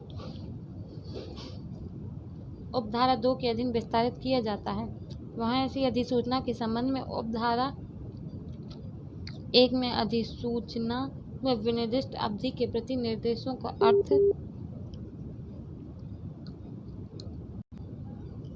अर्थ लगाया जाएगा कि वे इस प्रकार विस्तारित अवधि के प्रति निर्देश हैं। अध्याय 5 है अपराध और शास्ति। कुछ अपराधों के लिए दंड। जो कोई धारा 5 के उल्लंघन में किन्हीं आयुधों या गोला बारूद का विनिर्माण, अभिप्राप्त, उपाप्त, विक्रय, अंतरण, संपरिवर्तन, मरम्मत, परख, परिसिद्ध करेगा, उसे विक्रय अंतरण के लिए अभिदर्शित या प्रस्थापित करेगा। विक्रय, अंतरण, संपरिवर्तन, मरम्मत, परख या परिसिद्ध के लिए अपने कब्जे में रखेगा अथवा धारा 6 के उल्लंघन में किसी अग्नायुधों की नाल की छोटी करेगा। नकली अग्नायुधों को अग्नायुधों में संपरिवर्तन आयुध नियम 2016 में उल्लेखित अग्नायुधों के किसी प्रवर्ग से अग्नायुधों के किसी प्रवर्ग अन्य प्रवर्ग में संपरिवर्तित करेगा। अथवा डी है किसी धारा 11 के उल्लंघन में किसी भी वर्ग या वर्णन के किन्हीं आयुधों या गोला बारूद को भारत में लाएगा या भारत से के बाहर ले जाएगा। वह कारावास है जिसकी अवधि 7 वर्ष से कम की नहीं होगी, किंतु आजीवन कारावास तक हो सकेगी, दंडनीय होगा और जुर्माने से भी दंडनीय होगा। 1 का जो कोई धारा 7 के उल्लंघन में किसी परिसिद्ध आयुधों या किसी परिसिद्ध गोला बारूद अर्जित करेगा, अपने कब्जे में रखेगा, लेकर चलेगा, कारावास से दंड का भारी होगा, जिसकी अवधि 7 वर्ष से कम की नहीं होगी, किंतु जो 14 वर्ष तक की हो सकेगी, दंडनीय होगा, जुर्माने से भी दंडनीय होगा। परंतु न्यायालय निर्णय में लेखबद्ध किए जाने वाले किन्हीं पर्याप्त और विशेषकर कारणों से 7 वर्ष से कम की अवधि के कारावास का कोई दंड अधिरोपित कर सकेगा। 1 बी है जो कोई बल या प्रयोग करके पुलिस या सशस्त्र बलों से अग्नायुध छीन लेता है और ऐसे कारावास से दंडित होगा, जिसकी अवधि 10 वर्ष से कम की नहीं होगी, आजीवन कारावास तक की हो सकेगी, जुर्माने से भी दंडनीय होगा। 1 का है जो कोई विनिर्मित करेगा, बेचेगा, अंतरित करेगा, संपरिवर्तित करेगा, उसकी मरम्मत, परख या परिशुद्ध करेगा, विक्रय अंतरण के लिए उसे अभिदर्शित या प्रतिस्थापित करेगा, उसे विक्रय अंतरण, संपरिवर्तन, मरम्मत, परख या प्रतिषिद्ध के लिए अपने कब्जे में रखेगा। धारा 7 के उल्लंघन में प्रतिषिद्ध आयुधों या गोला बारूद को तो वह कारावास से दंड का भागी होगा जो 10 वर्ष से कम नहीं होगा, परंतु जो आजीवन कारावास तक बढ़ाया जा सकेगा, और साथ ही अर्थदंड हेतु भी उत्तरदायी होगा। का है जो कोई किन्हीं आयुधों या गोला बारूद की धारा 24 का के अधीन जारी की गई अधिसूचना के उल्लंघन में अपने में रखेगा और धारा 24 खा के अधीन कब्जे में रखेगा, अपने कब्जे में रखेगा। 24 खा के अधीन जारी की गई अधिसूचना के उल्लंघन में लेकर चलेगा अथवा अन्यथा अपने कब्जे में रखेगा वह कारावास जिसकी अवधि 3 वर्ष से कम की नहीं होगी।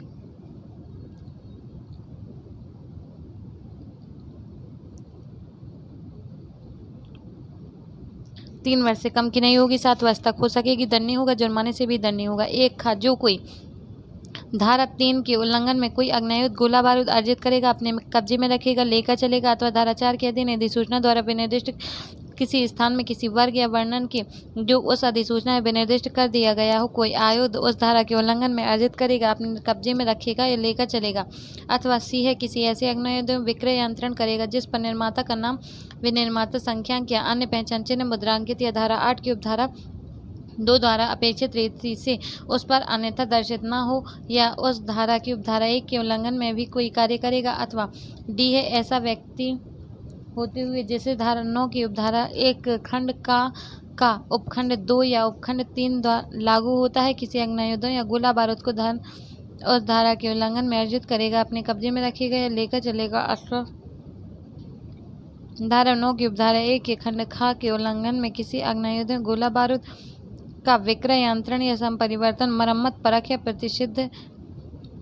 करेगा, अथवा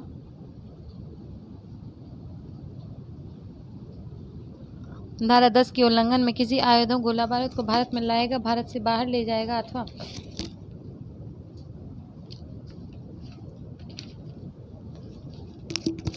धारा 12 के उल्लंघन में किन्हीं आयुधों या गोला बारूद का परिवहन करेगा, अथवा आयुधों या गोला बारूद को धारा 3 की उपधारा 2 या धारा 21 की उपधारा 1 द्वारा अपेक्षित रूप में निक्षिप्त करने में असफल रहेगा, अथवा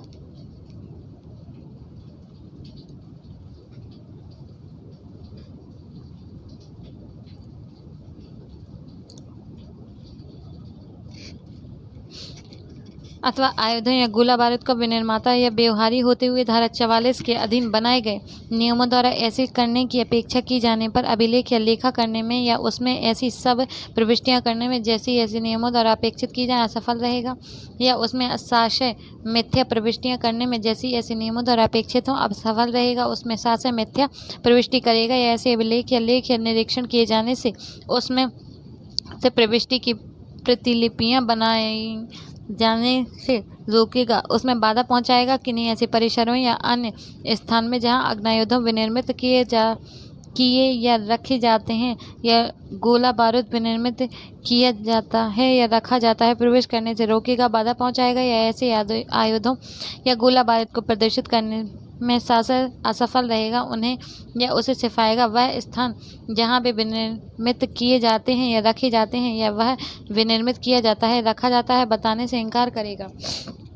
कारावास से जिसकी अवधि 2 वर्ष से कम की नहीं होगी किंतु 5 वर्ष तक की हो सकेगी, दंड नहीं होगा और जुर्माने से भी दंड नहीं होगा, परंतु न्यायालय किन्हीं पर्याप्त और विशेष कारणों से जो निर्णय में अभिलिखित किए जाएंगे कारावास का जिसकी अवधि 2 वर्ष से कम की होगी दंडादेश अधिरोपित कर सकेगा। 1 उपधारा 1 खा में किसी बात के होते हुए भी जो कोई किसी विक्षुब्ध क्षेत्र में उस उपधारा के अधीन दंडनीय कोई अपराध करेगा वह कारावास है जिसकी अवधि 3 वर्ष से कम की नहीं होगी किंतु 7 वर्ष तक की हो सकेगी, जुर्माने से भी दंडनीय होगा। स्पष्टीकरण, इस धारा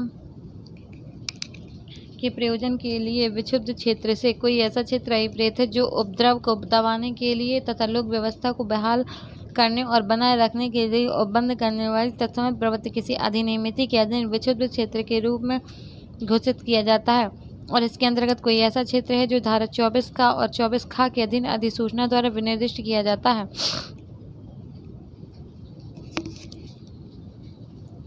जो कोई ऐसा व्यक्ति होते हुए धारा 9 के उपधारा 1 के खंड का उपखंड 1 लागू होता है, उस धारा के उल्लंघन में कोई आग्नेयायुध या गोला बारूद अर्जित करेगा, अपने कब्जे में रखेगा, वहन करेगा, कारावास है जिसकी अवधि 1 वर्ष तक की हो सकेगी, जुर्माने से या दोनों से दंडनीय होगा। जो कोई किसी आग्नेयायुधों, गोला बारूद और अन्य आयुधों का धारा 5 की उपधारा 2 के परंतुक के खंड का और खंड खा के उपबंधों के उल्लंघन में विक्रय या अंतरण अधिकारिता रखने वाले जिला मजिस्ट्रेट की निकटतम पुलिस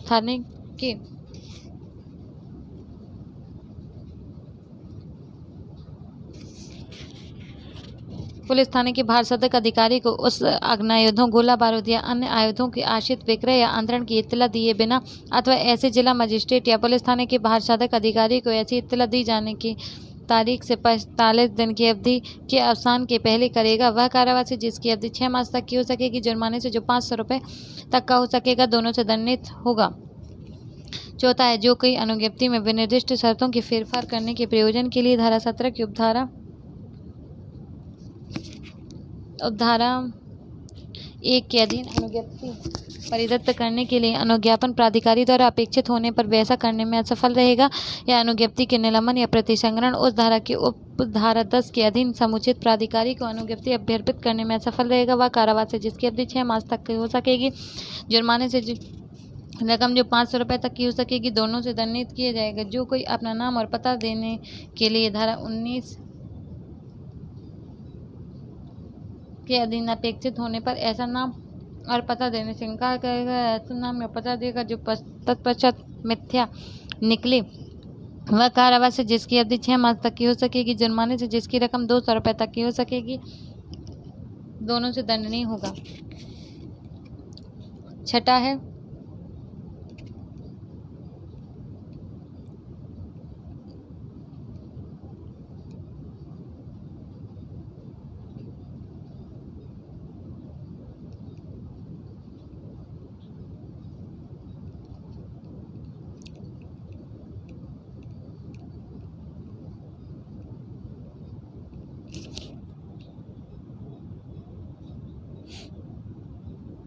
इसमें छठवा नहीं है,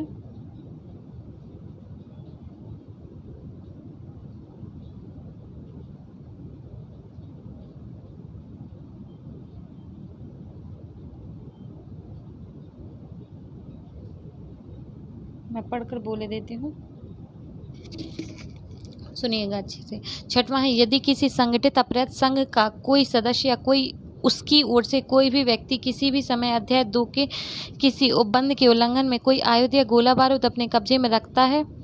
या लेकर चलता है, तो वह ऐसी कारावास है जिसकी अवधि 10 वर्ष से कम की नहीं होगी, किंतु जो आजीवन कारावास तक की हो सकेगी, दंडनीय होगा और जुर्माने का भी दायी होगा। सातवां है, जो कोई किसी संगठित अपराध संघ के किसी सदस्य की ओर से या कोई व्यक्ति उसकी ओर से, पहला है, धारा 5 के उल्लंघन में किसी आयुध या गोला बारूद का विनिर्माण करता है, उसे प्राप्त करता है, उपाप्त करता है, उसका विक्रय करता है, अंतरण करता है,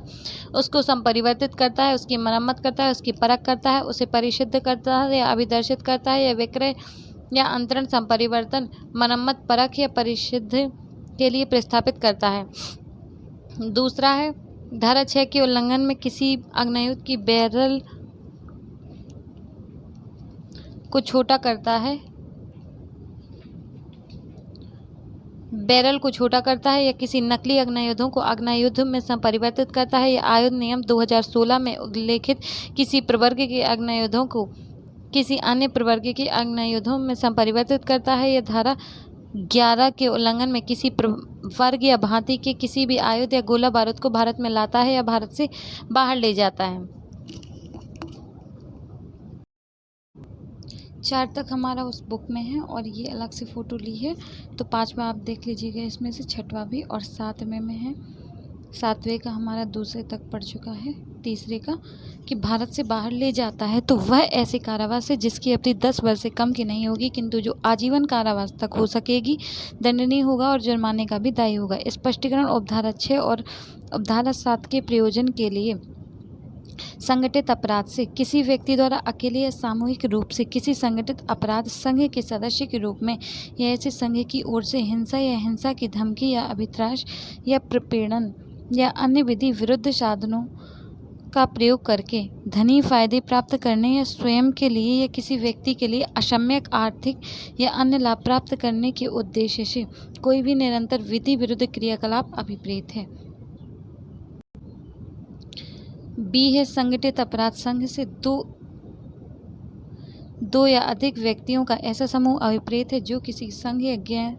गैंग के रूप में अकेले या सामूहिक रूप से किसी संगठित अपराध के क्रियाकलाप में लिप्त होते हैं। जो कोई धारा 3, 5, 6, 7, 11 के उल्लंघन के अग्नायुधों और गोला बारूद के अवैध व्यापार में सम्मिलित हुए या उसमें सहायता करता है तो वह ऐसे कारावास से जिसकी अवधि 10 वर्ष से कम की नहीं होगी किंतु जो आजीवन कारावास तक हो सकेगी दंडनीय होगा और जुर्माने का भी दायी होगा। स्पष्टीकरण। इस उपधारा के प्रयोजन के लिए अवैध व्यापार से भारत के राज्य क्षेत्र में उससे या उसके भीतर अग्नायुधों या गोला बारूद का आयात निर्यात अर्जन विक्रय परिधान संचलन या अंतरण अभिप्रेत है। यदि अग्नायुधों या गोला बारूद इस अधिनियम के उपबंधों के अनुसार चिन्हित नहीं है या जिनका इस अधिनियम के उपबंधों के उल्लंघन में दुर्व्यापार किया गया है जिसके अंतर्गत तस्करी किए गए विदेश में बने अग्नायुधों या प्रतिषिद्ध आयुध और प्रतिषिद्ध गोला बारूद भी हैं। 9वां है जो कोई उतावलेपन या उपेक्षा से कोई अनुष्ठानित गोलाबारी का उपयोग करेगा जिसके मानव जीवन या किन्हीं अन्य की व्यक्तिगत सुरक्षा संकटापन्न हो जाए वह कारावास से जिसकी अवधि 2 वर्ष तक हो सकेगी या जुर्माने से जो 1 लाख रुपए तक का हो सकेगा या दोनों से दंडनीय होगा। स्पष्टीकरण। इस उपधारा के प्रयोजन के लिए अनुष्ठानित गोलाबारी से जनसभाओं धार्मिक स्थानों विवाह समारोहों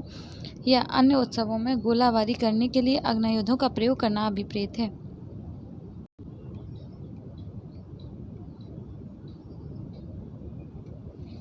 धारा 26 से गुप्त उल्लंघन। जो कोई धारा 3, 4, 10, 12 के उपबंधों में से किसी भी उपबंध के उल्लंघन में कोई कार्य ऐसी रीति से करेगा जिससे यह आशय अवदर्शित होता हो कि ऐसा कार्य किसी लोक सेवक को या किसी रेल विमान जलयान या यान या परिवहन के किसी भी अन्य साधन में नियोजित या काम करने वाले किसी व्यक्ति को ज्ञात ना हो वह कारावास से जिसकी अवधि 6 मास से कम की नहीं होगी किंतु जो 7 वर्ष तक की हो सकेगी तथा जुर्माने से भी दंडनीय होगा। दूसरा है जो कोई धारा 5, 6, 7, 11 के उपबंधों में से किसी के भी उल्लंघन में कोई कार्य ऐसी रीति से करेगा जिससे यह आशय उपदर्शित होता है कि ऐसा कार्य किसी लोक सेवक को या किसी रेल विमान जलयान यान या परिवहन के किसी भी अन्य साधन में नियोजित या काम करने वाले किसी व्यक्ति को ज्ञात न हो वह कारावास से जिसकी अवधि 5 वर्ष से कम की नहीं होगी किंतु 10 वर्ष तक हो सकेगी जुर्माने से भी दंडनीय होगा। तीसरा है जो कोई धारा 22 के अधीन कोई तलाशी ली जाने पर किसी आयुधों या गोला बारूद को छिपाने का प्रयत्न करेगा वह कारावास से जिसकी अवधि 10 वर्ष तक हो सकेगी तथा जुर्माने से भी दंडनीय होगा। 27 से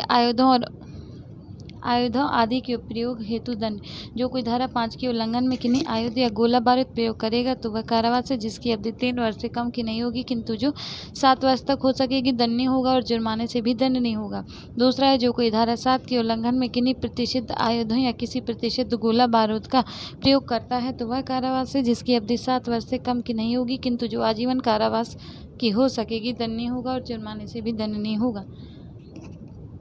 तीसरा है जो कोई धारा 7 के उल्लंघन में किन्हीं प्रतिषिद्ध आयुधों या प्रतिषिद्ध गोला बारूद का प्रयोग करता है या ऐसा कोई कार्य करता है और ऐसा प्रयोग या कार्य किसी भी व्यक्ति की मृत्यु का कारण बन जाए तो मृत्युदंड या आजीवन कारावास से दंडनीय होगा और जुर्माने का भी दायी होगा।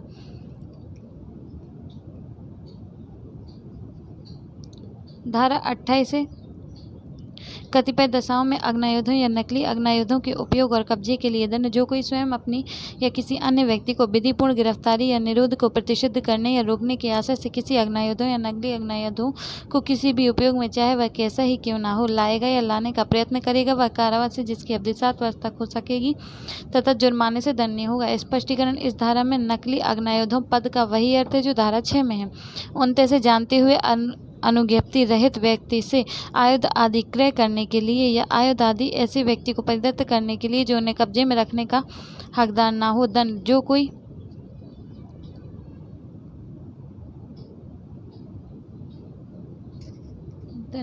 जो कोई किसी अन्य व्यक्ति से ऐसे वर्ग या वर्णन के कोई भी अग्नायुधों या कोई भी अन्य आयुध जैसे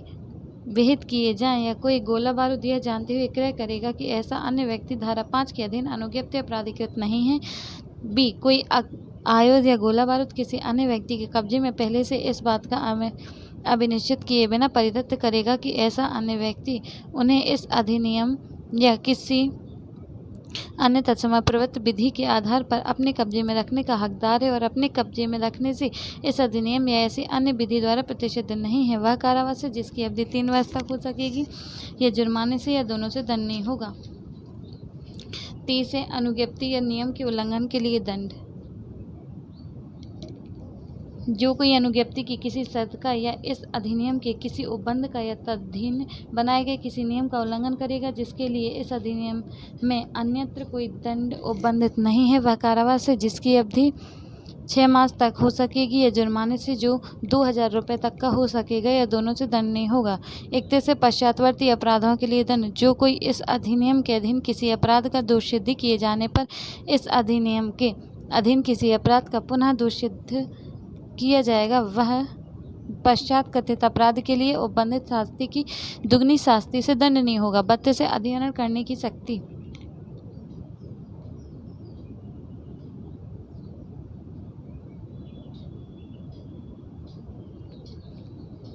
से अधिहरण करने की शक्ति जब कोई व्यक्ति किसी आयुध या गोला बारूद के संबंध में अपने द्वारा किए गए किसी भी अपराध का इस अधिनियम के दिन दोष सिद्ध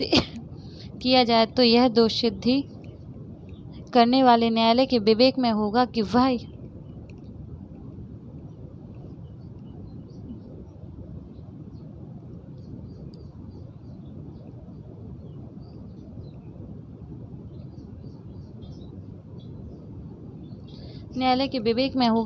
यह भी निर्देश दे कि ऐसे समस्त आयुध या गोला बारूद या उनका कोई प्रभाग और कोई जलयान यान परिवहन के कोई अन्य साधन और कोई पात्र या चीज जिसमें वह आयुध या गोला बारूद रखा हो या जो उसे छिपाने के लिए प्रयोग में लाया गया हो अधिकृत कर लिया जाए,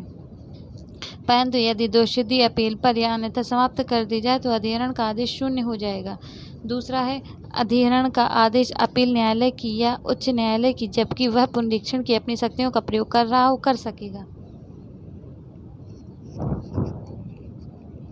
अधिहरण का आदेश अपील न्यायालय भी या उच्च न्यायालय भी जबकि वह पुनरीक्षण की अपनी शक्तियों का प्रयोग कर रहा हो कर सकेगा। 33 से कंपनियों द्वारा अपराध। तो जब कभी भी इस अधिनियम के अधीन अपराध किसी कंपनी द्वारा किया गया हो तब वह कंपनी और साथ ही हर व्यक्ति जो अपराध किए जाने के समय उस कंपनी का भार साधक था उस कंपनी के कारोबार के संचालन के लिए कंपनी के प्रति उत्तरदायी था, उस अपराध के दोषी समझे जाएंगे और अपने विरुद्ध कार्रवाई की जाने और तदनुसार दंडित किए जाने के दायित्व के अधीन होंगे। परंतु यदि वह व्यक्ति यह साबित कर दे कि वह अपराध उसकी जानकारी के बिना किया गया था और ऐसे अपराध का किया जाना निवारित करने के लिए उसने समस्त सम्यक तत्परता प्रयुक्त की थी तो ये शुभधारा के अंतर्विष्ट कोई बात ऐसे किसी व्यक्ति को इस अधिनियम के अधीन किसी दंड के दायित्व के अधीन नहीं बनाएगी। दूसरा है उद्धारा 1 में अंतर्विष्ट किसी बात के होते हुए भी जहाँ की इस अधिनियम के अधीन कोई अपराध किसी कंपनी द्वारा किया गया हो और यह साबित कर दिया जाए कि वह अपराध उस कंपनी के किसी निदेशक प्रबंधक सचिव या अन्य ऑफिसर की सम्मति या मनानुकूलता से किया गया है या वह कंपनी के किसी निदेशक प्रबंधक सचिव या अन्य ऑफिसर की किसी अपेक्षा के कारण हुआ माना जा सकता है, वहाँ ऐसा निदेशक प्रबंधक सचिव या अन्य ऑफिसर भी उस अपराध का दोषी समझा जाएगा और अपने विरुद्ध कार्रवाई की जाने पर तदनुसार दंडित किए जाने के दायित्व के अधीन होगा। स्पष्टीकरण। इस धारा के प्रयोजन के लिए कंपनी से कोई भी निगमित निकाय अभिप्रेत है और उसके अंतर्गत फर्म या व्यष्टियों का अन्य संगम आता है और फर्म के संबंध में निदेशक से फर्म का भागीदार अभिप्रेत है। अध्याय 6 है प्रकीर्ण।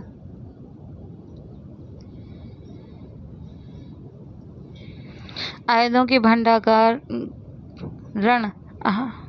के भंडारण के वास्ते केंद्रीय सरकार की मंजूरी सीमा शुल्क अधिनियम 1962 में अंतर्विष्ट किसी बात के होते हुए भी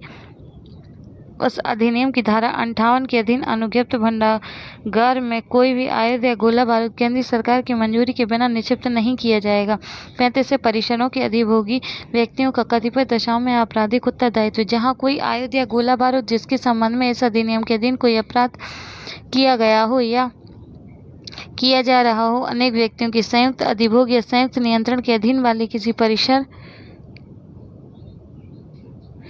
यान या अन्य स्थान में पाया जाए, वहां उसमें ऐसा व्यक्ति जिसकी बात या विश्वास करने का कारण है कि उसे उस परिसर यान अन्य स्थान में आयुध गोला यान अन्य स्थान में पाया जाए, वहां उसमें ऐसा व्यक्ति जिसकी बाबत यह विश्वास करने का कारण हो कि उसे उस परिसर यान या अन्य स्थान में आयुध या गोला बारूद के विद्यमान रहने का ज्ञात था, तब के सिवाय जबकि तत्प्रतिकूल साबित कर दिया जाए, उस अपराध के लिए उसी प्रकार दायित्व के अधीन होगा, मानो यह केवल उसी के द्वारा किया गया हो या किया जा रहा हो। 36 से कतिपय अपराधों के बारे में इत्तला कर दिया जाना। हर व्यक्ति जिसे इस अधिनियम के अधीन किसी अपराध के किए जाने का ज्ञात हो, युक्तियुक्त प्रतिहेतु के अभाव में जिसे साबित करने का भार ऐसे व्यक्ति पर होगा, निकटतम पुलिस थाने के भारसाधक ऑफिसर या अधिकारिता रखने वाले मजिस्ट्रेट को उसकी इत्तला देगा। दूसरा है किसी रेल, विमान, जलयान, यान या परिवहन के अन्य साधन में नियोजित या काम करने वाला हर व्यक्ति युक्तियुक्त प्रतिहेतु के अभाव में जिसे साबित करने का भार ऐसे व्यक्ति पर होगा, किसी ऐसे बक्से, पैकेज या गांठ के बारे में जो अभी वाहन में हो और जिसकी बाबत उसे संदेह हो कि उसमें ऐसा आयुध या गोला बारूद रखा है जिसमें संबंध में इस अधिनियम के अधीन कोई अपराध किया गया है या किया जा रहा है, निकटतम पुलिस थाने के भारसाधक ऑफिसर को इत्तला देगा। 37 से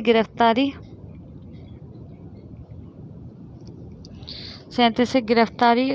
और तलाशी। इस अधिनियम में अन्यथा उपबंधित के सिवाय इस अधिनियम के अधीन या तदधीन बनाए गए किन्हीं भी नियमों के अधीन की गई सब गिरफ्तारियां और तलाशियां दंड प्रक्रिया संहिता 1973 के उन उपबंधों के अनुसार की जाएंगी जो उस संहिता के अधीन की गई क्रमशः गिरफ्तारियों और तलाशियों से संबंधित है। दूसरा है ऐसे व्यक्ति द्वारा मजिस्ट्रेट या पुलिस ऑफिसर ना हो इस अधिनियम के अधीन गिरफ्तारी किया गया व्यक्ति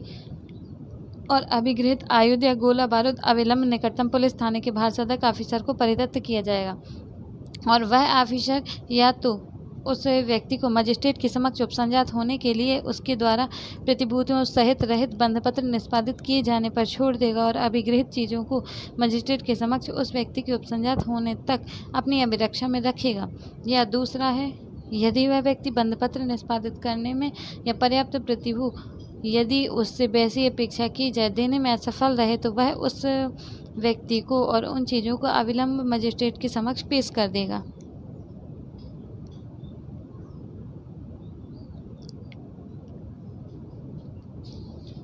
अड़ते से अपराधों का संज्ञेय होना। इस अधिनियम के अधीन हर अपराध दंड प्रक्रिया संहिता 1973-74-2 के अर्थ के अंतर संज्ञेय होगा। कतिपय मामलों में जिला मजिस्ट्रेट की पूर्व मंजूरी आवश्यक है। किसी व्यक्ति के विरुद्ध धारा 3 के अधीन किसी अपराध के बारे में कोई भी अभियोजन जिला मजिस्ट्रेट की पूर्व मंजूरी के बिना संस्थित नहीं किया जाएगा। 40 से सद्भावपूर्वक की गई कार्रवाई के लिए परित्राण।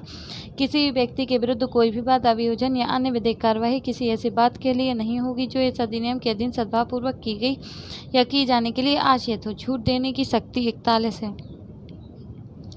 तो जहां केंद्रीय सरकार की यह राय हो कि लोक हित में ऐसा करना आवश्यक है, समीचीन है, वहां वह शासकीय राजपत्र में अधिसूचना द्वारा ऐसी शर्तों के यदि कोई हों अधिनियम जैसे कि वह उस अधिसूचना में विनिर्दिष्ट करे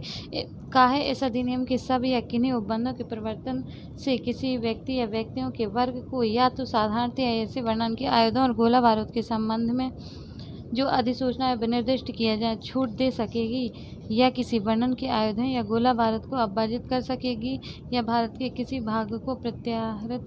कर सकेगी और कितनी ही बार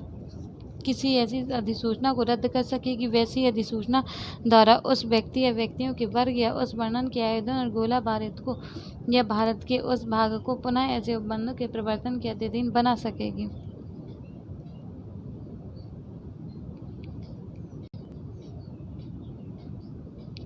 बयालीस से अग्नायुधों की गणना करने की शक्ति। केंद्रीय सरकार शासकीय राजपत्र में अधिसूचना द्वारा किसी भी क्षेत्र में के सब अग्नायुधों की गणना किए जाने का निर्देश दे सकेगी और ऐसी गणना करने के लिए सरकार के किसी भी ऑफिसर को सशक्त कर सकेगी। दूसरा है ऐसी किसी भी अधिसूचना के निकाले जाने पर उस क्षेत्र में कोई भी अग्नायुध अपने कब्जे में रखने वाले सब व्यक्ति संपृक्त ऑफिसर को ऐसी जानकारी देंगे जैसी वह उसके संबंध में अपेक्षित करें और यदि वह ऐसी अपेक्षा करे तो ऐसे अग्नायुध उसके समक्ष पेश करेंगे।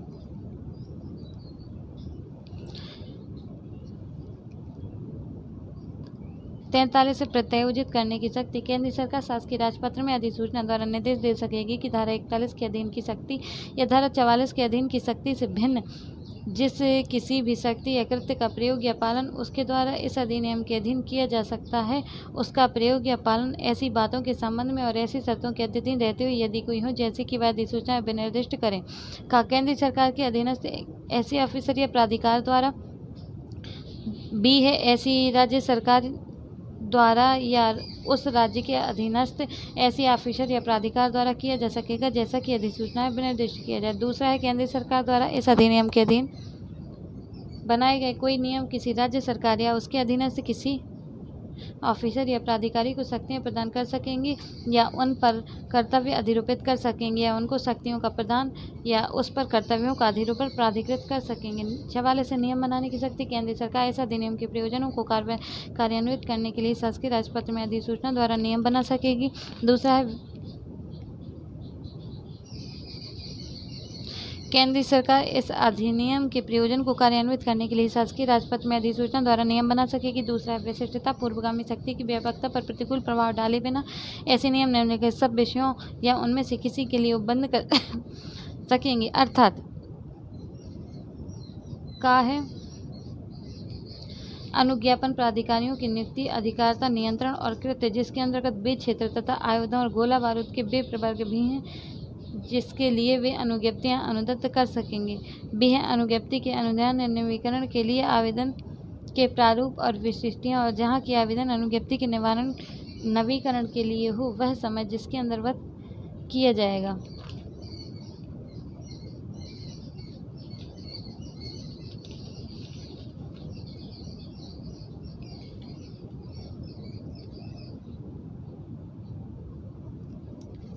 सी है वह प्रारूप जिसमें और वे शर्तें जिसके अध्ययन कोई अनुज्ञप्ति अनुदत्त की जा सकेगी, उसके देने से इनकार किया जा सकेगा, वह नवीकरण की जा सकेगी, उसमें फेरफार किया जा सकेगा या वह निलंबित या प्रतिसंग्रहित की जा सकेगी। जहाँ की इस अधिनियम में कोई भी कालावधि विनिर्दिष्ट नहीं की गई है वहाँ वह कालावधि जिसके लिए कोई अनुज्ञप्ति प्रवृत्त बनी रहेगी। ई है अनुज्ञप्ति के अनुदान या नवीकरण के किसी आवेदन के बारे में तथा किसी अनुज्ञप्त नवीकृत अनुज्ञप्ति के बारे में देय फीस और उसके संदाय की रीति। एफ वह रीति जिसमें आग्नेयायुधों या गोला बारूद को खोज निकालने के लिए उसके आग्नेयायुधों के निर्माता का नाम, विनिर्माता संख्यांक या अन्य पहचान चिन्ह या उस पर मुद्रांकित या अन्यथा दर्शित किया जाएगा। स्पष्टीकरण। इस खंड के प्रयोजन के लिए खोज निकालने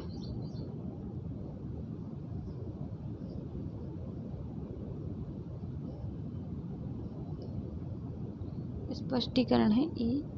एफ के बाद है, इसमें लिखा ही नहीं है। एफ में स्पष्टीकरण है। स्पष्टीकरण इस खंड के प्रयोजन के लिए खोज निकालने से अवैध विनिर्माण और अवैध व्यापार का पता लगाने, अन्वेषण करने और विश्लेषण करने के प्रयोजन के लिए विनिर्माता से क्रेता तक आग्नेयायुधों और गोला बारूद की योजनाबद्ध खोज अभिप्रेत है। जी है किसी भी आग्नेयायुध की परख या परिसिद्धि के लिए प्रक्रिया। ऐसे वे आग्नेयायुधों जो प्रशिक्षण की चर्या में उपयोग में लाए जा सकेंगे, उन व्यक्तियों की आयु सीमाएं जो उनका उपयोग कर सकेंगे, ऐसे व्यक्तियों द्वारा उसके उपयोग की शर्तें।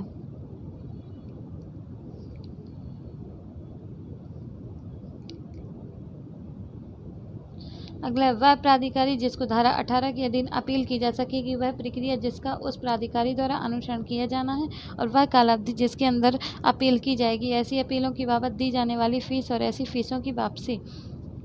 अगला धारा 3-4 के अधीन की अनुज्ञप्ति से भिन्न अनुज्ञप्ति के अधीन की गई किसी भी बात के अभिलेख या लेखा रखने, ऐसे अभिलेख या लेखा के प्रारूप और उसमें की जाने वाली प्रविष्टियों के लिए किसी पुलिस ऑफिसर या इस निमित्त सशक्त किसी सरकारी ऑफिसर को ऐसे अभिलेखों या लेखाओं का प्रदर्शन। अगला है किसी परिसर या अन्य स्थान में आयुध या गोला बारूद विनिर्मित किया जाता है या जिसमें आयुध या गोला बारूद के विनिर्माता या व्यवहारी द्वारा ऐसे आयुध या गोला बारूद रखा जाता है, उसमें किसी पुलिस ऑफिसर या इस निमित्त सशक्त किसी सरकारी ऑफिसर द्वारा प्रवेश और निरीक्षण और ऐसे ऑफिसर को उनका प्रदर्शन।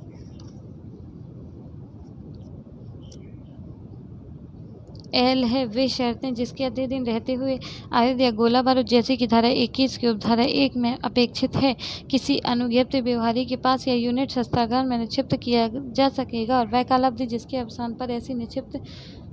चीजें संप्रेरित की जा सकेंगी।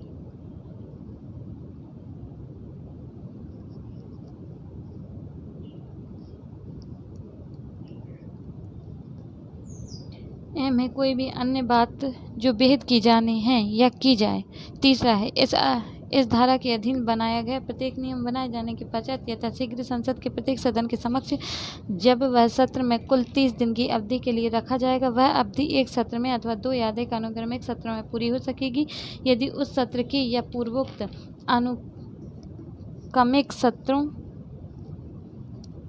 सत्रों के ठीक बाद के सत्र के अवसान के पूर्व दोनों सदन उस नियम में कोई परिवर्तन करने के लिए सहमत हो जाएं तो तत्पश्चात वह ऐसे परिवर्तित रूप में ही प्रभावी होगा। यदि उक्त अवसान के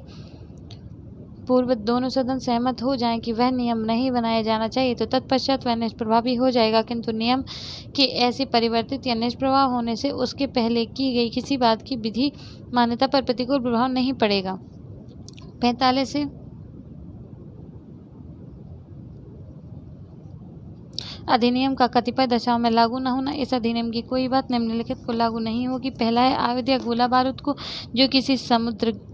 समुद्रगामी जलयान या किसी वायुयान के फलक पर हो या जो ऐसे जलयान या वायुयान के मामूली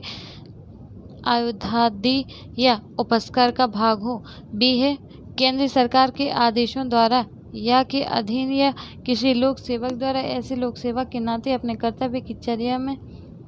यह तीसरा है राष्ट्रीय कैडेट कोर अधिनियम 1948 के अधीन समुत्थापित और बनी रखी यह राष्ट्रीय कैडेट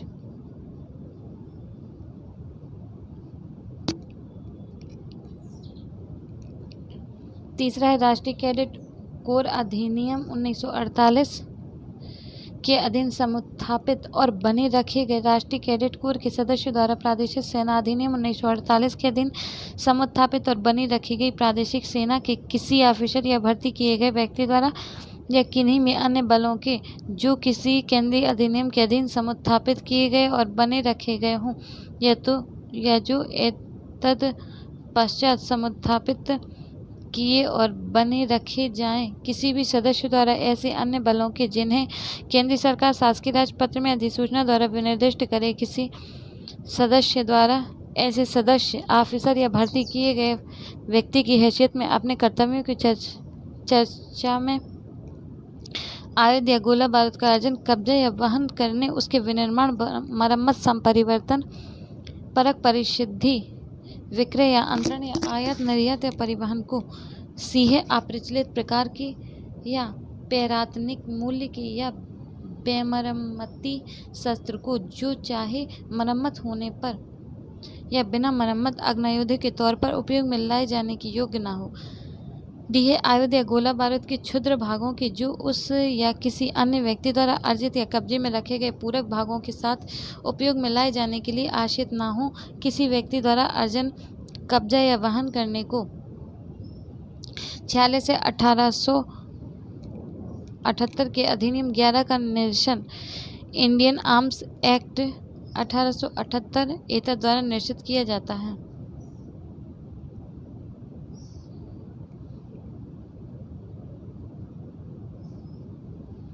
दूसरा है इंडियन आर्म्स एक्ट 1878 के निरसन होते हुए भी और साधारण खंड अधिनियम 1897 की धारा 624 के उपबंधों पर प्रतिकूल प्रभाव डाले बिना प्रथम वर्णित अधिनियम के अधीन अनुज्ञप्त या नवीकरण और इस अधिनियम के प्रारंभ के अव्यवहित पूर्व प्रवृत्त हर अनुज्ञप्ति यदि वह पहले ही प्रतिसंगत न कर दी गई हो ऐसे प्रारंभ के पश्चात उस कालावधि के जिसके लिए वह अनुज्ञप्त या नवीकरण की गई है अनवशित भाग्य के लिए प्रवृत्त बनी रहेगी।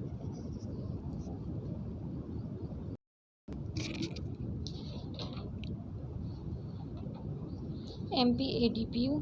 2003 में पूछे गए क्वेश्चन।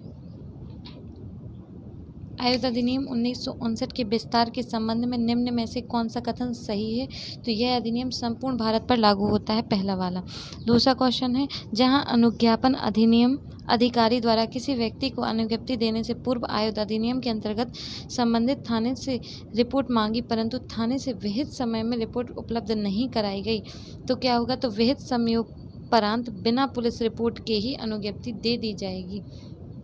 तीसरा है, आयुध अधिनियम की किस धारा के अंतर्गत अनुज्ञापन अधिकारी के आदेश के विरुद्ध अपील का प्रावधान किया गया है? तो धारा 18 के अंतर्गत। चौथा है, निम्नलिखित में से गलत कथन बताइए। तो अनुज्ञापन अधिकारी के आदेश के विरुद्ध अपील का प्रावधान नहीं है, ये गलत है। अनुज्ञापन अधिकारी के आदेश के विरुद्ध अपील की जा सकती है, ये सही है। अनुज्ञापन अधिकारी के आदेश के विरुद्ध अपील मर्यादा अधिनियम के अंतर्गत की जा सकती है, ये भी सही है। अपील की विहित कालावधि के पश्चात वैधानिक कारण अपील की समयावधि बढ़ा सकता है, ये भी सही है। अगला क्वेश्चन है, क्या कोई पांचवा है, क्या कोई व्यक्ति, सही उत्तर बताना है इसमें, क्या कोई व्यक्ति अनुज्ञप्ति की अवधि समाप्त होने के बाद कोई आयुध रख सकता है? तो यदि वह हथियार रखता है तो अपराध होगा। छठवां क्वेश्चन है,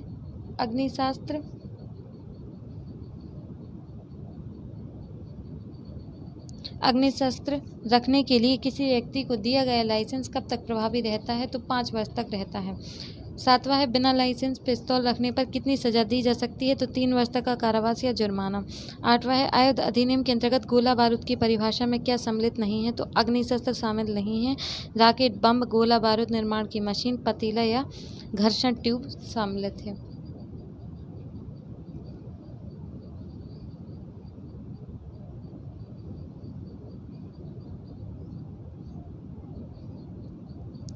नौवां क्वेश्चन है, कोई व्यक्ति एक साथ कितने अग्निशस्त्र अपने आधिपत्य में रख सकता है? तो 2 रख सकता है। 10वां है, आयुध अधिनियम की किस धारा के अंतर्गत गोला बारूद को बिना लाइसेंस रखने पर प्रतिबंध लगाया गया है? तो 3 के तहत। 11 है, आयुध अधिनियम कहाँ लागू होता है? तो संपूर्ण भारत पर। 12 है, कौन व्यक्ति अपने पास पिस्तौल या बंदूक नहीं रख सकता? तो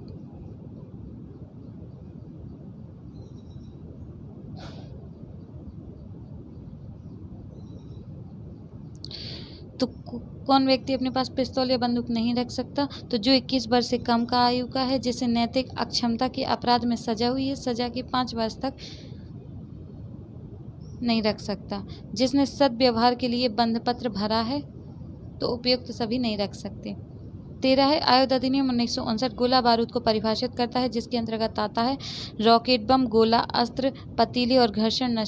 नलियां सब। 14 है, आयुध अधिनियम 1959 के बारे में कौन सा कथन गलत है? इस अधिनियम के अंतर्गत प्रत्येक अपराध असंज्ञेय है, ये गलत है। पहला है, इंडियन आर्म्स एक्ट 1878 को निश्चित करता है, ये सही है। लागू नहीं होता आयुध या गोला बारूद को जो किसी समुद्रगामी जलयान के फलक पर हो, किसी की नाल को छोटी करने पर दंडित करता है। 14 हो गया।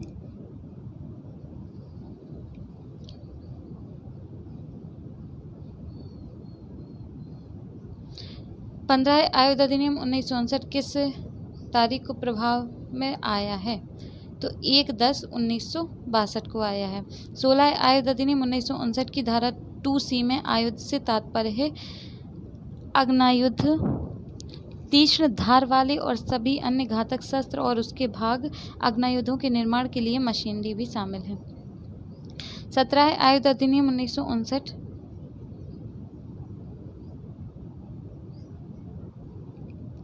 17 है, आयुध अधिनियम 1959 की किस धारा के अंतर्गत कोई मजिस्ट्रेट किसी आयुध या गोला बारूद की तलाशी और अभिग्रहण कर सकता है? तो धारा 22 के तहत। 18 है, विक्षिप्त क्षेत्रों में अधिसूचित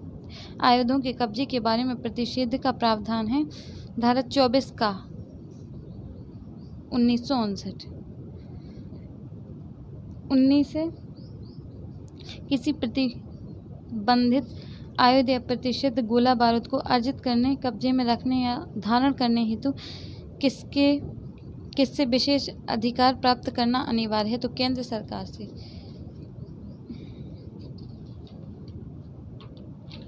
19 तक हमारा हो गया। अब है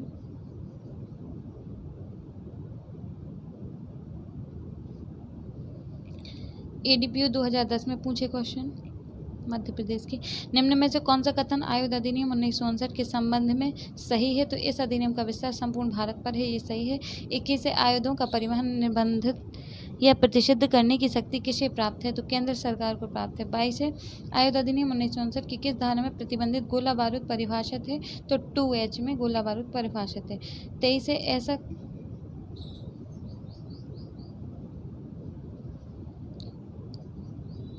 ऐसा कोई व्यक्ति आग्नेयोद्योग अर्जित नहीं कर सकता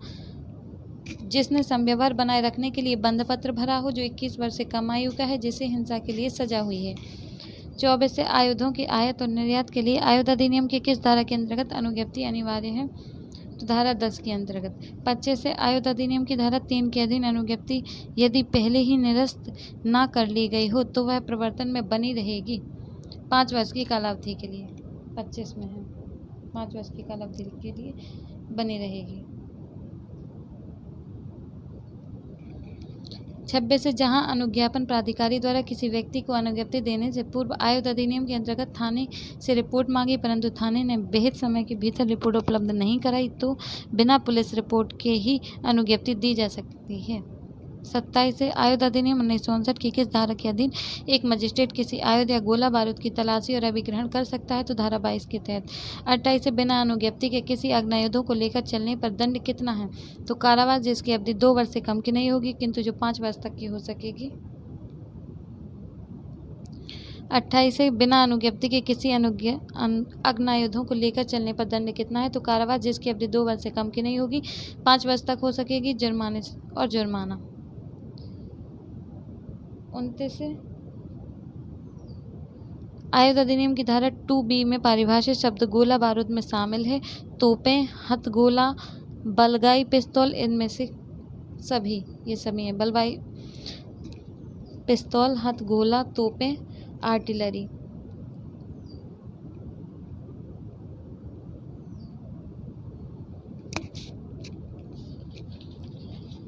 तीसरे आयुध अधिनियम की धारा 25 के संदर्भ में उच्चतम न्यायालय ने पंजाब राज्य बनाम गुजरात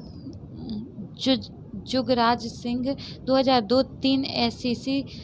234 के बाद में विनिश्चित किया कि एकमात्र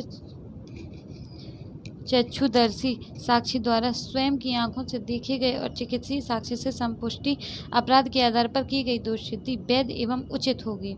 31 बताता है आयुध अधिनियम के अंतर्गत जारी किया गया लाइसेंस जारी किए जाने की तारीख से कितनी अवधि तक प्रभावी रहता है? तो 5 वर्ष तक प्रभावी रहता है। 32 आयुध अधिनियम के अंतर्गत बिना वैध लाइसेंस के आयुध तथा गोला बारूद का विनिर्माण, विक्रय या प्रयोग करना अपराध है,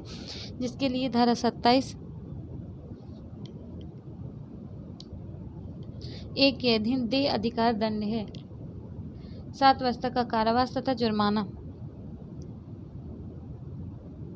33 से आयुध अधिनियम की धारा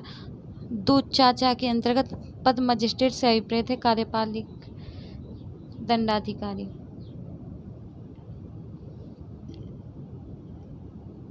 राजस्थान APU में पूछे गए 2015 के क्वेश्चन।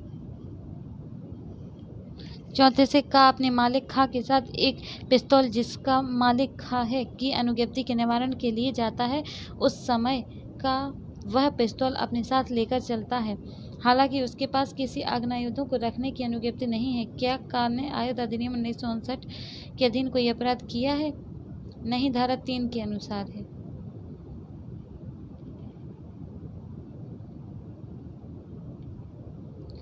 पैंतीस से यदि कोई व्यक्ति किन्हीं प्रतिष्ठित आयुधों या प्रतिष्ठित गोला बारूद को प्रयोग में लाता है, आयुध अधिनियम 1959 की धारा 7 के उल्लंघन में कोई कार्य करता है और ऐसे प्रयोग या कार्य के परिणाम स्वरूप किसी अन्य व्यक्ति की मृत्यु हो जाती है तो वह आयुध अधिनियम 1959 की किस धारा के अंतर्गत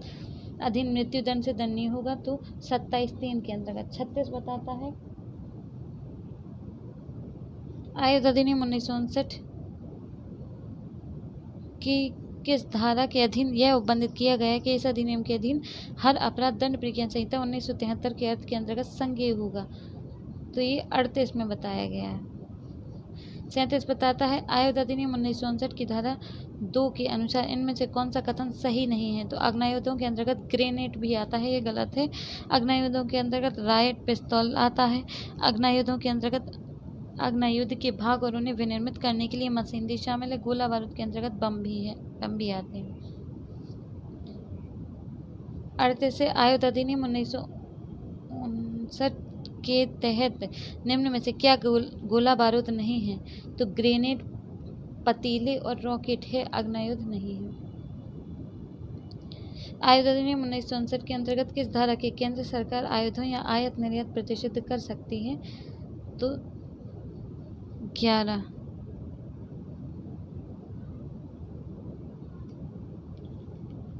911।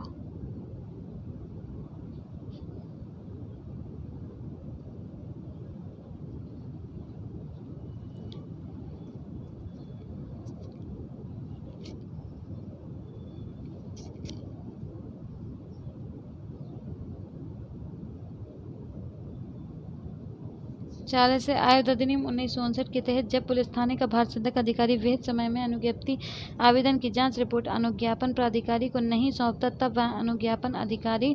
बिना प्रतीक्षा किए या तो अनुज्ञप्ति अनुदत्त करेगा या इनकार करेगा। 41 से निम्न में से कौन सा अधिकारी आयुध अधिनियम 1959 के तहत संदिग्ध परिस्थितियों में प्रवहन करने वाले व्यक्तियों की गिरफ्तारी कर सकता है? तो पुलिस अधिकारी, कोई मजिस्ट्रेट, रेलवे अधिकारी। सभी विकल्प सही हैं। 42 से आयुध अधिनियम 1959 के अंतर्गत किस धारा में मजिस्ट्रेट गृह या परिसर की तलाशी कर सकता है? तो 22 के तहत। 43 से आयुध अधिनियम 1959 के तहत 25 में उल्लिखित धारा 7 के उल्लंघन की अधिकतम सजा जुर्माने सहित होगी। 7 वर्ष से कम की नहीं होगी, किंतु जो आजीवन कारावास तक बढ़ाई जा सकती है। 44 से आयुध अधिनियम 1959 के अंतर्गत उस व्यक्ति के लिए किस सजा का प्रावधान है जो जानते हुए अनुज्ञप्ति रहित व्यक्ति से आयुध इत्यादि का क्रय करता है? तो कारावास, जिसकी अवधि 3 वर्ष तक हो सकेगी। 45 से आयुध अधिनियम 1959 के तहत अनुज्ञप्ति में फेरफार, निलंबन और प्रतिसंहरण का प्रावधान है। धारा 17। 46 से आयुध अधिनियम 1959 के अंतर्गत निम्न में से किसकी पूर्व स्वीकृति धारा 3 में निहित उपबंधों के उल्लंघन, जो कि आग्नेयोद्यों और गोला बारूद के आयोजन और कब्जे की अनुज्ञप्ति से संबंधित है, में अभियोजन के लिए आवश्यक है? तो जिला मजिस्ट्रेट। 47 से निम्न में से कौन आयुध अधिनियम 1959 के समस्त प्रावधानों या कुछ प्रावधानों को किसी क्षेत्र में लागू करने के मामले में छूट दे सकेगी या प्रत्याहृत कर सकेगी? तो केंद्र सरकार। 48 से शस्त्र अधिनियम के तहत दी गई हथियार आयुध की परिभाषा में निम्नलिखित में से कौन सा शामिल है? सो आग्नेयास्त्र सम्मिलित है।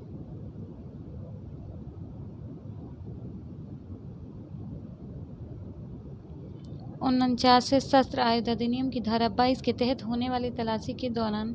जो भी किसी हथियार या गोला बारूद को छुपाता या छुपाने का प्रयास करता है, उसे दंड के रूप में कारावास की सजा होगी, जिसकी अवधि हो सकती है 10 वर्ष तक हो सकेगी। 50 से शस्त्र अधिनियम 1959 की धारा 3 के तहत आग्नेयास्त्र और गोला बारूद को प्राप्त करने और रखने के लिए जारी किए गए लाइसेंस की अवधि यदि वह पहले रद्द नहीं कर दिया जाता तो कितनी होगी? 5 वर्ष। 51 है, जब भी शस्त्र अधिनियम के तहत किसी अपराध के लिए एक कंपनी जिम्मेदार होती है तो इस तरह के अपराध के लिए किसी दोषी माना जाएगा? तो प्रत्येक व्यक्ति जो अपराध होने के समय कंपनी के कारोबारी आचरण और साथ ही स्वयं कंपनी के आचरण के प्रभारी या उसके संचालन के लिए जिम्मेदार था। 52 है, शस्त्र आयुध की धारा 9 के द्वारा उन व्यक्तियों के लिए आग्नेयास्त्रों का अधिग्रहण या धारण निषिद्ध है जिन्होंने 21 वर्ष की आयु पूरी नहीं की है। तो थैंक यू दोस्तों, आज के लिए सिर्फ इतना ही। आई होप आपको वीडियो अच्छा लगा होगा। वीडियो यदि अच्छा लगता है तो सपोर्ट कीजिए। Thank you, bye bye.